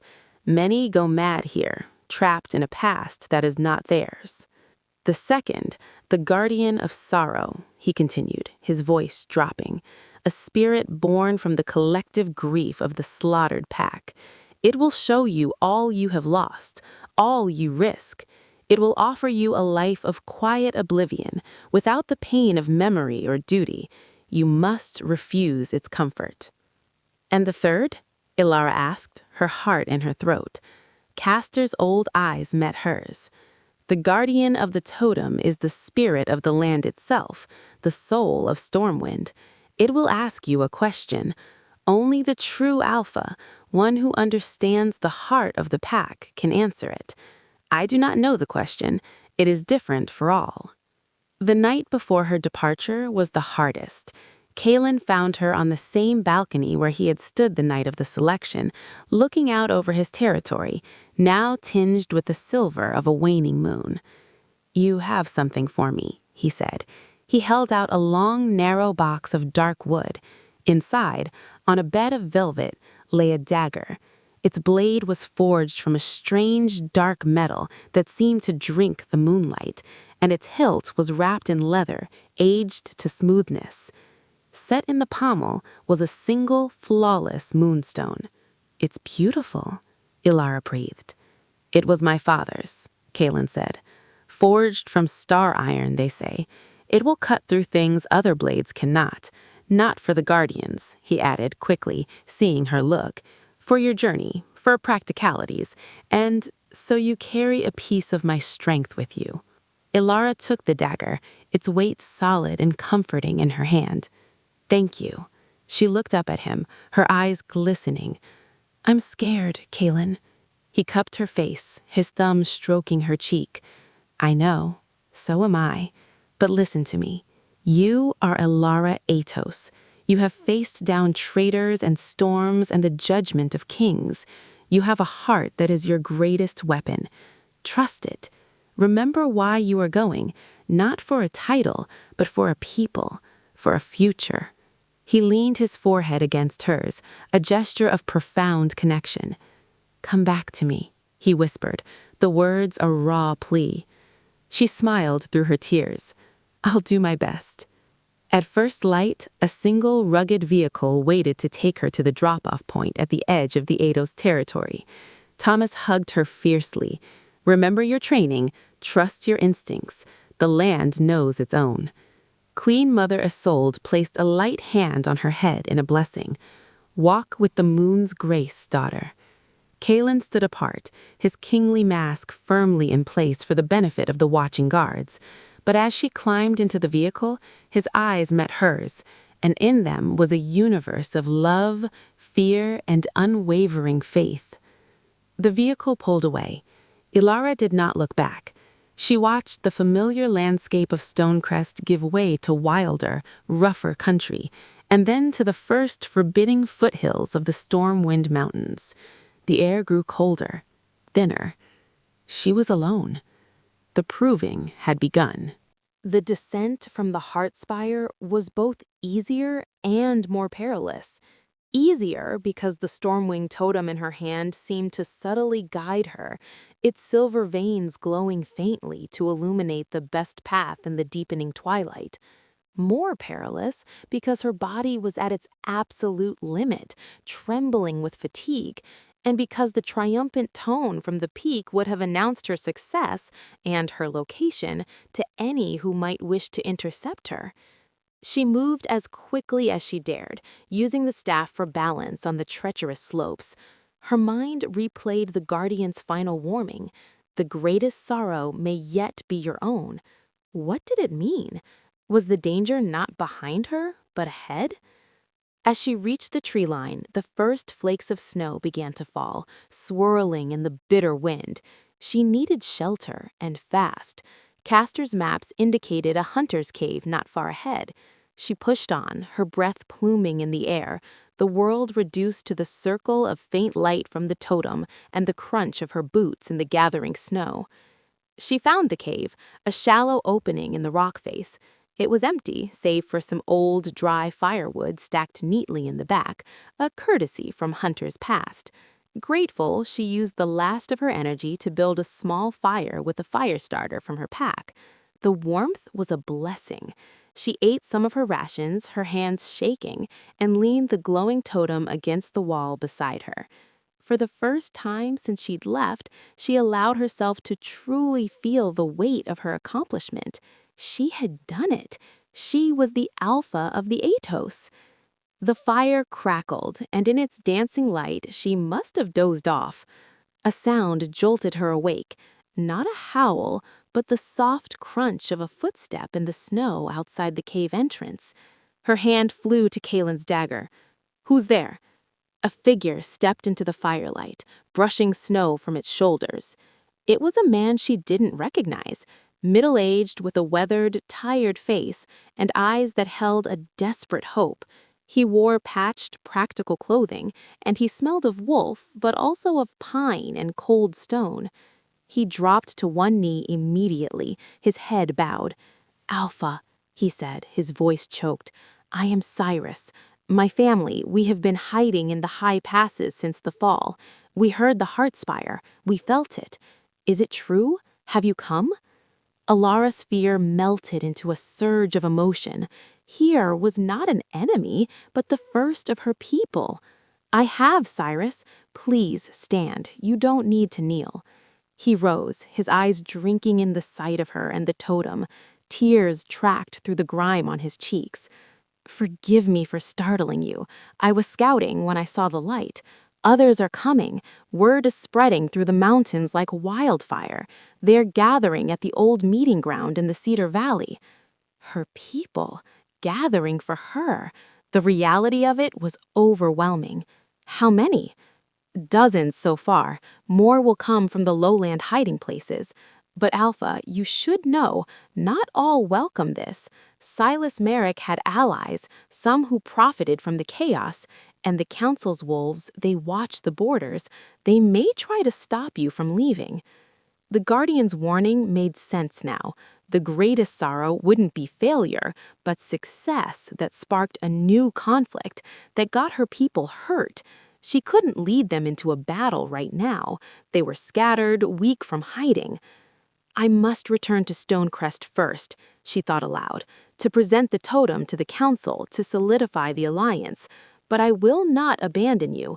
Can you get a message to the gathering? Tell them to stay hidden, but to be ready. Their alpha will return for them with the strength to reclaim our home properly. I swear it." Cyrus nodded, his expression fierce. "We have waited 22 years. We can wait a little longer for a plan that ends in another massacre. I will spread the word." He reached into his pack and pulled out a wrapped bundle. "Dried meat, nuts, for your journey back. May the storm guide you, Alpha Elara." He melted back into the night as silently as he had come. The encounter refueled Alara's determination. She rested for a few more hours, then, as the first gray light of dawn touched the snow, she extinguished her fire and began the long trek back to the rendezvous point where a Stonecrest vehicle was to meet her in 2 days' time. The journey back was a gauntlet of a different kind. The snowfall grew heavier, becoming a near whiteout. She relied entirely on the totem's gentle guidance and her own hardening instincts. She avoided the main paths, sticking to the game trails Cyrus suggested. Twice, she caught sight of unfamiliar wolves patrolling in the distance, too well equipped to be refugees, council observers, or Merrick's remnants. She moved like a ghost, using the storm as her cloak. Her Atos-given endurance, pushed to its limit, carried her through. When she finally stumbled into the small, frozen clearing that was the rendezvous point, a day later than planned, she was a figure of ice and exhaustion, leaning heavily on the glowing staff. The Stonecrest USV was there, idling. But it wasn't just a driver who emerged. Kalen was there. He must have flown ahead. He stood by the vehicle, his face a mask of such intense worry, it looked like pain. The moment he saw her, the mask shattered. He was across the clearing in seconds, catching her as her legs finally gave out. He didn't speak. He just held her, his arms tight around her, his face buried in her ice-crusted hair. He could feel the tremor running through him, the fear he had held at bay for days finally releasing. He pulled back only to look at her face, his hands cradling her cheeks, checking for injury, his eyes searching hers. "You're alive," he breathed, the words a prayer of thanks. "I have it," she whispered, holding up the Stormwing totem. Its silver veins glowed in response to his proximity. A slow, proud smile broke across his face, erasing the last of the fear. He helped her into the warm vehicle, wrapping her in blankets, holding her close as they drove. The return to Stonecrest was a blur. She slept for nearly a full day. When she awoke, it was to the news that the council investigators had verified Thomas's evidence. Ronan's treason was officially recorded, clearing Kalen's name. The charge against him was dismissed. A formal council session was convened via secure broadcast. Alara stood beside Kalen in the Stonecrest Hall, with the Stormwing totem in her hand. On the view screen, Elder Thorin and the other council alphas looked on. "The proving has been completed. The Heartspire has sounded. The totem has been claimed. The council recognizes Elara Atos as the rightful alpha of the Stormwing territory. Furthermore, her mating bond with Alpha Kalen Stone is recognized as a union of sovereign equals. The Stonecrest and Atos pacts are hereby allied." Alistair Drake's face on the screen was a picture of furious, impotent acceptance. He could not argue with the ancient rites. When the broadcast ended, the great hall of Stonecrest erupted in cheers from the assembled pack members, not just for their king, but for their new Luna, who had earned her title in the most legendary way possible. Later, in the privacy of the garden where he had given her the dagger, Kalen turned to her. "What happens now for the Atos?" Alara looked at the totem, then at him. "Now we rebuild, not with an army first, but with an invitation. We will send word, openly, with the council's knowledge, for the Atos people to come home. We will send supplies, builders, healers. We will reclaim our territory not by force, but by restoration. And we will root out Merrick's last allies with justice, not vengeance." Kalen nodded, his respect for her deepening. a wise and strong plan. Stonecrest stands with you. Our resources, our people are yours. Ours, she corrected gently, taking his hand. Together. He brought her hand to his lips again. Together. In the weeks that followed, Alara's plan was set into motion. The call went out across the territories. Slowly, cautiously, the scattered Atos wolves began to emerge from hiding and journey towards their ancestral home. Stonecrest engineers and builders traveled ahead to begin repairing the damaged stronghold. It would be a long process, but it had begun. There was no grand wedding, not yet. There was too much work to do. But one evening, as the first wave of Atos refugees arrived at the rebuilt gates of Stormwind Keep, Alara and Kaelin stood together on a new balcony watching. Below, she saw Cyrus reuniting with a sister he thought was dead.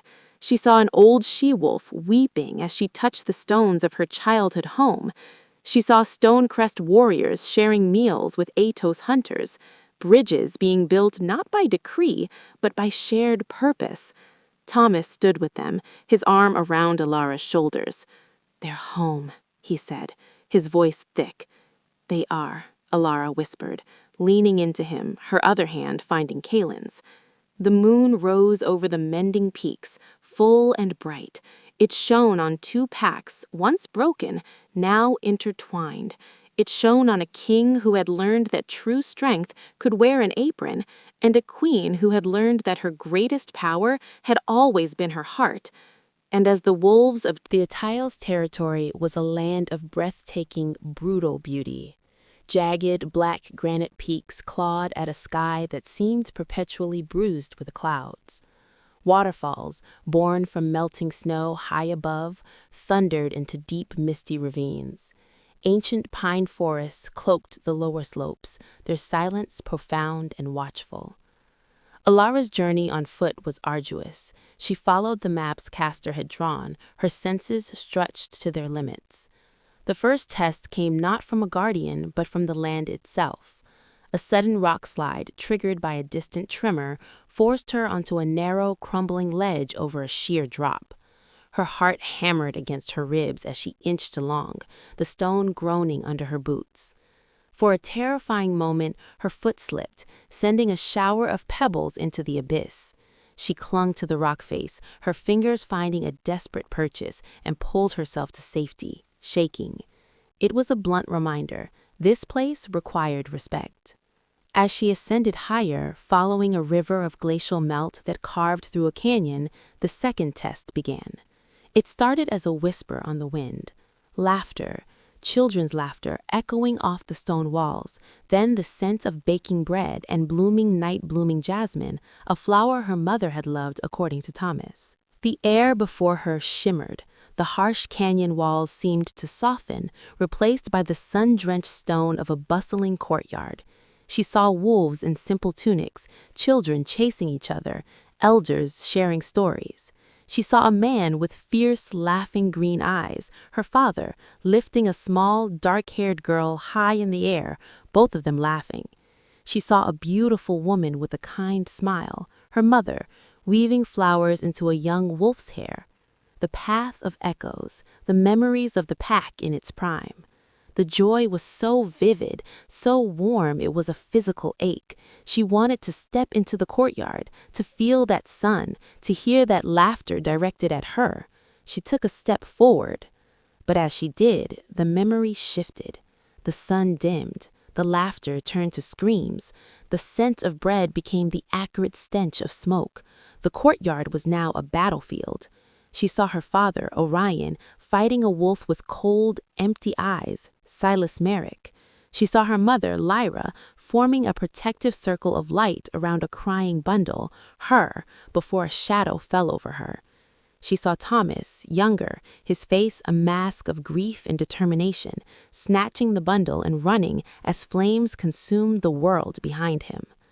The horror was paralyzing, the fear, the loss, the betrayal. It wasn't history, it was a visceral, present-tense nightmare. A sob tore from Alara's throat. The memory swirled around her, threatening to pull her under, to drown her in a past she never lived. Walk through them without losing yourself, Castor's words cut through the panic. She wasn't in the memory, she was witnessing it. She closed her eyes, blocking out the terrifying visions, and focused on her own breath, on the feel of the cold rock beneath her boots, on the weight of Kalen's dagger at her hip, on the why. She was here for the future, not to be trapped in the past. "I remember you," she said aloud, her voice trembling but clear. "I honor your joy, I mourn your pain, but I am Alara, and my path is forward." She opened her eyes and took a step, not into the burning courtyard, but along the real, solid path of the canyon. The echoes shrieked around her, images of fire and blood flashing, but she kept walking, one foot in front of the other, repeating her name like a mantra. Gradually, the visions faded, the screams receding into the roar of the river once more. She had passed the first guardian. Exhausted but unbroken, she pressed on. The terrain grew steeper, the air so thin it burned her lungs. She reached a high plateau just as a freezing fog rolled in, reducing the world to a featureless gray blanket. In the heart of the fog, a figure coalesced. It was not monstrous. It was beautiful and infinitely sad. It appeared as a she-wolf woven from mist and starlight, her eyes deep pools of silent sorrow. This was the guardian of sorrow. "Why do you climb, child of Ateos?" The voice was in her mind, gentle as a caress. "You carry such weight, the loss of parents you never knew, the fear of a crown you never asked for, the terror of failing the king who loves you. It is so heavy." An image formed in the fog, a simple, sunlit cottage by a lake. She saw herself there, older, content. Thomas was there, healthy, tending a garden. There was no crown, no politics, no terrifying guardians. There was peace, safety, a quiet, happy life. The vision was so appealing, so easy. All she had to do was let go of the climb, of the duty, of the pain. "Stay," the guardian whispered. "Forget the spear, forget the throne. The past is pain, the future is fear. Here there is only peace.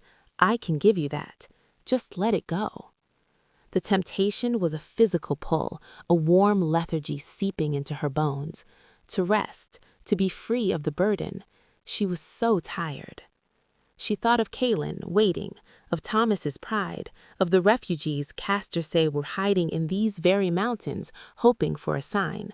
She thought of the old woman in the rain and her choice to help her. "The pain is mine to carry. The fear is mine to face. This peace you offer, it is a lie. It is oblivion. My parents did not die for me to choose oblivion. My people have not waited for a ghost. I refuse your comfort." The sorrowful figure seemed to sigh, a sound like the wind through lonely pines. "Then you must face the final truth. The heart spire awaits. But know this, the greatest sorrow may yet be your own." The guardian dissolved, taking the fog with it. The sky was clear and brutally cold. Before her, the final peak, the heart spire stabbed into the sky, its summit wreathed in perpetual cloud. The path to the top was a near vertical scramble up a razorback ridge. The climb was a test of pure endurance. Her muscles screamed. Her hands were raw from the rock. The cold stole her breath. Several times she almost fell, but she thought of Kalen's faith, of Thomas's stories, and she dug deeper, finding reserves of strength she didn't know she had, her Atos gifts subtly reinforcing her tired muscles, her will sharpening her focus. She reached the summit as the last light of day bled from the sky. The summit was a flat, circular space of polished black stone. In the very center, thrust into a crack in the rock, was the totem. It was not a grand spear as she'd imagined. It was a simple staff, about 6 feet long, made of wood that was black as midnight, but shot through with veins of silver that seemed to glow with an inner light. It hummed with a low, powerful energy she could feel in her teeth. As she approached, the very air around the staff shimmered. The third guardian did not take a form. It was the mountain itself. The wind howling around the peak seems to form words. Why do you seek the storm's heart? The voice was the cracking of glaciers, the rumble of stones, the sigh of the high wind. It was the land speaking. Alara stopped. This was the question, the answer that would prove her worth. She thought of all the things she could say: to claim my birthright, to secure my mate's kingdom, to free my people. But as she stood there, feeling the ancient power of the place, those answers felt small, selfish. Castor had said the true Alpha understands the heart of the pack. What was the heart of the Ataios? Her father's laughter? Her mother's protective light? Thomas's unwavering loyalty? She looked out from the peak, over the breathtaking, wild expanse of the territory she was claiming. It wasn't just land, it was a legacy of strength and compassion, of fierce independence and deep community. It had been broken by greed. She turned back to the shimmering air around the staff, her heart calm and clear. I do not seek the storm's heart to wield it, she said, her voice carrying on the thin air. I seek it to mend it.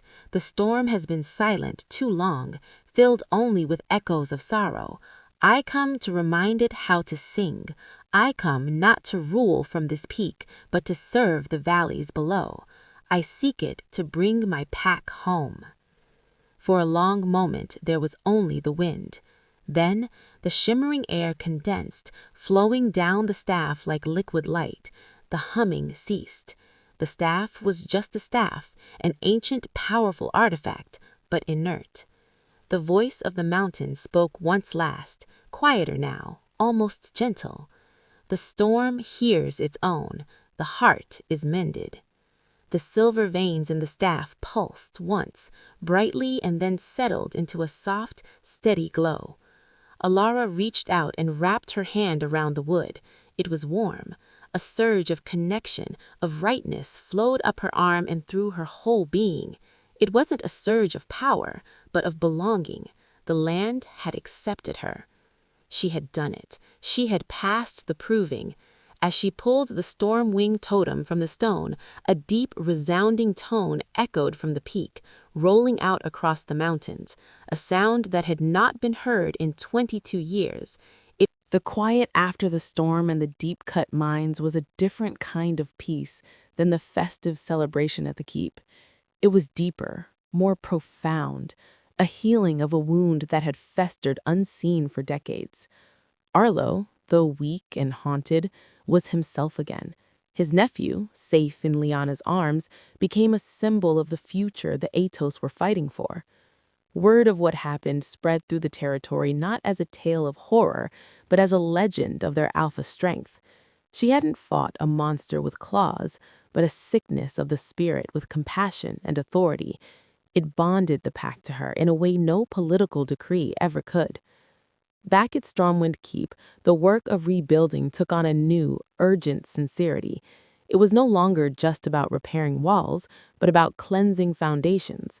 Ilara, with the Stormwing totem as a guide, walked the perimeter of the territory with Kaelin, Thomas, and a council of Atos elders. They visited sites of old battles, places of mass graves, locations where dark magic had been used. At each, Ilara would plant the totem in the earth, and with a focused will, she would speak to the land, acknowledging the pain, offering solace, sealing the lingering negativity, much as she had with the echo. The totem's silver light would flare, the earth would shudder once, and then a profound calm would settle over the place. Wildflowers, out of season, would sometimes sprout in the totem's footprint. Kaelin watched her with awe. This was an aspect of leadership his world of strategy and strength had never encompassed. He was learning from her as much as she was from him. Their bond, forged in crisis, was now being tempered in the steady fires of shared purpose. One evening, as they reviewed construction plans in the keep's new solar, a room with a breathtaking view of the moonlit peaks, Thomas cleared his throat. "There's a matter of tradition," he began, unrolling a delicate ancient vellum. The Atos, once a new alpha was established and the land was secure, would hold the confluence, a formal ceremony of alliance and unity. It involves the alpha, their mate if bonded, and the presentation of the totem under the full moon. It's the final seal of legitimacy. It declares to the moon goddess and to all packs that the Stormwing line is restored, whole, and open for alliance. Ilara looked at Kaelin. An alliance we already have. This would make it official in the eyes of the oldest laws, Thomas said, beyond the Council's recognition. It would tie Stonecrest and Stormwind together in a way that cannot be undone by politics. It would be a statement. And what does this confluence entail? Kaelin asked, always practical. A symbolic hunt, led by the alpha pair, to provide for the feast, a sharing of waters from the heart spring of each territory, the weaving of a cord from the threads of both pack banners bound around the totem, and a public vow, not just of mating, but of shared sovereignty and mutual protection before the entire assembled pack. It was, in essence, a wedding, but not of two individuals, of two nations. Ilara felt a flutter of nervousness. Is it too soon? We're still rebuilding. Sometimes, Kaelin said, taking her hand, the foundation must be celebrated before the roof is complete. It gives the builder's heart. It shows our enemies our unity is unshakable. I think it is the perfect time. The decision was made. Word was sent not only throughout the Atos territory, but to Stonecrest and to the Council of Alphas, an invitation, not a summons. Queen Mother Isolde arrived from Stonecrest, her eyes shining with pride as she embraced Ilara. You have done the impossible, child. Now let us make it eternal. The day of the confluence dawned clear and bright. The meadow below Stormwind Keep, where the first refugees had gathered, was now transformed. Long tables laden with food from both territories lined the edges. In the center, a great arch of intertwined mountain ash and silver fir had been erected. The entire Atos pack was there, joined by a large, honored contingent from Stonecrest. Even Elder Thorin had sent a representative to observe, a sign of the council's formal approval. Ilara dressed not in silks, but in a practical yet elegant tunic and trousers of forest green, embroidered at the cuffs and collar with the silver wing motif of her house. At her hip, she wore Kaelin's star-iron dagger. Her hair was braided with threads from both the Stonecrest Midnight Blue and Atos Storm Gray banners. Kaelin was dressed in a similar style, his tunic black, the mountain crest picked out in silver, Atos threads woven into his epaulettes. The ceremony began at sunset. Ilara and Kaelin walked side by side from the keep, not down an aisle, but through their people, who reached out to touch their shoulders, to offer smiles and blessings. They carried a single large water skin between them, filled with mingled water from the heart spring of Stormwind and the moon well of Stonecrest. At the arch, Thomas and Queen Mother Isolde stood waiting. The Stormwing totem was planted in the earth before them. The symbolic hunt had been completed at dawn, a great stag that now roasted over pits, its taking a testament to their pair's skill and cooperation. Now came the weaving. Isolde held the end of the Stonecrest banner's thread, Thomas held the end from the Atos banner.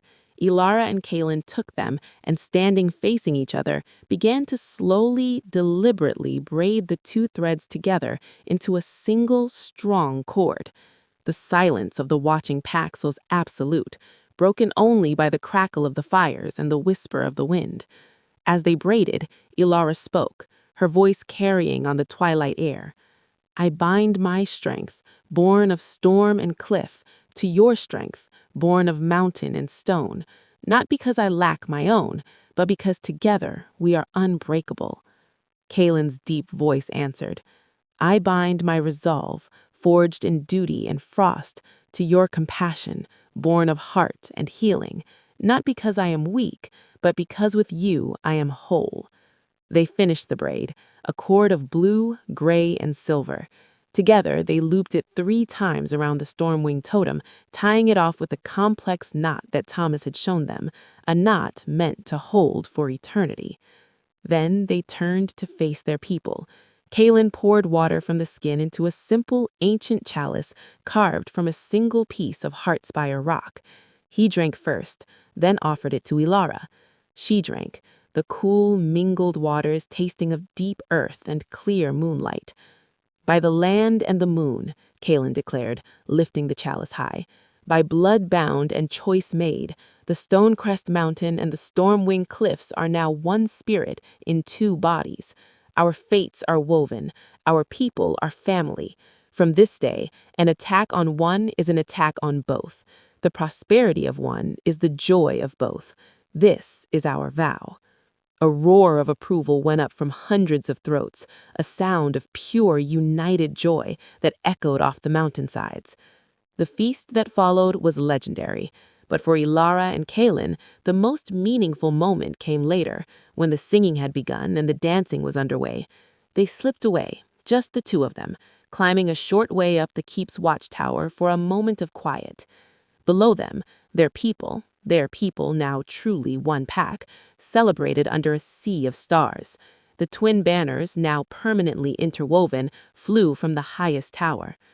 "It's real," Ilara whispered, leaning into Kaelin's side. "It's really begun." He wrapped an arm around her, pulling her close. "This is just the foundation, my heart, the first stone. There will be more challenges, council politics, border disputes, the slow work of healing every scar." He looked down at her, his gray eyes soft in the starlight. "But we will face them, as we faced the storm and the echo and the judgment of kings, together." She nodded, looking out at the vibrant life in the meadow, then up at the moon, full and bright, blessing their union. She thought of the old woman in the rain, that first act of kindness that had sparked this impossible chain of events. It had led here, to a home, to a people, to a love that was both shelter and catalyst. "Together," she agreed. And as the sounds of celebration rose to meet the stars, the Alpha Queen and the Mountain King stood watch over their mended world, ready for whatever tomorrow would bring, their bond the strongest stone in the foundation of a new age.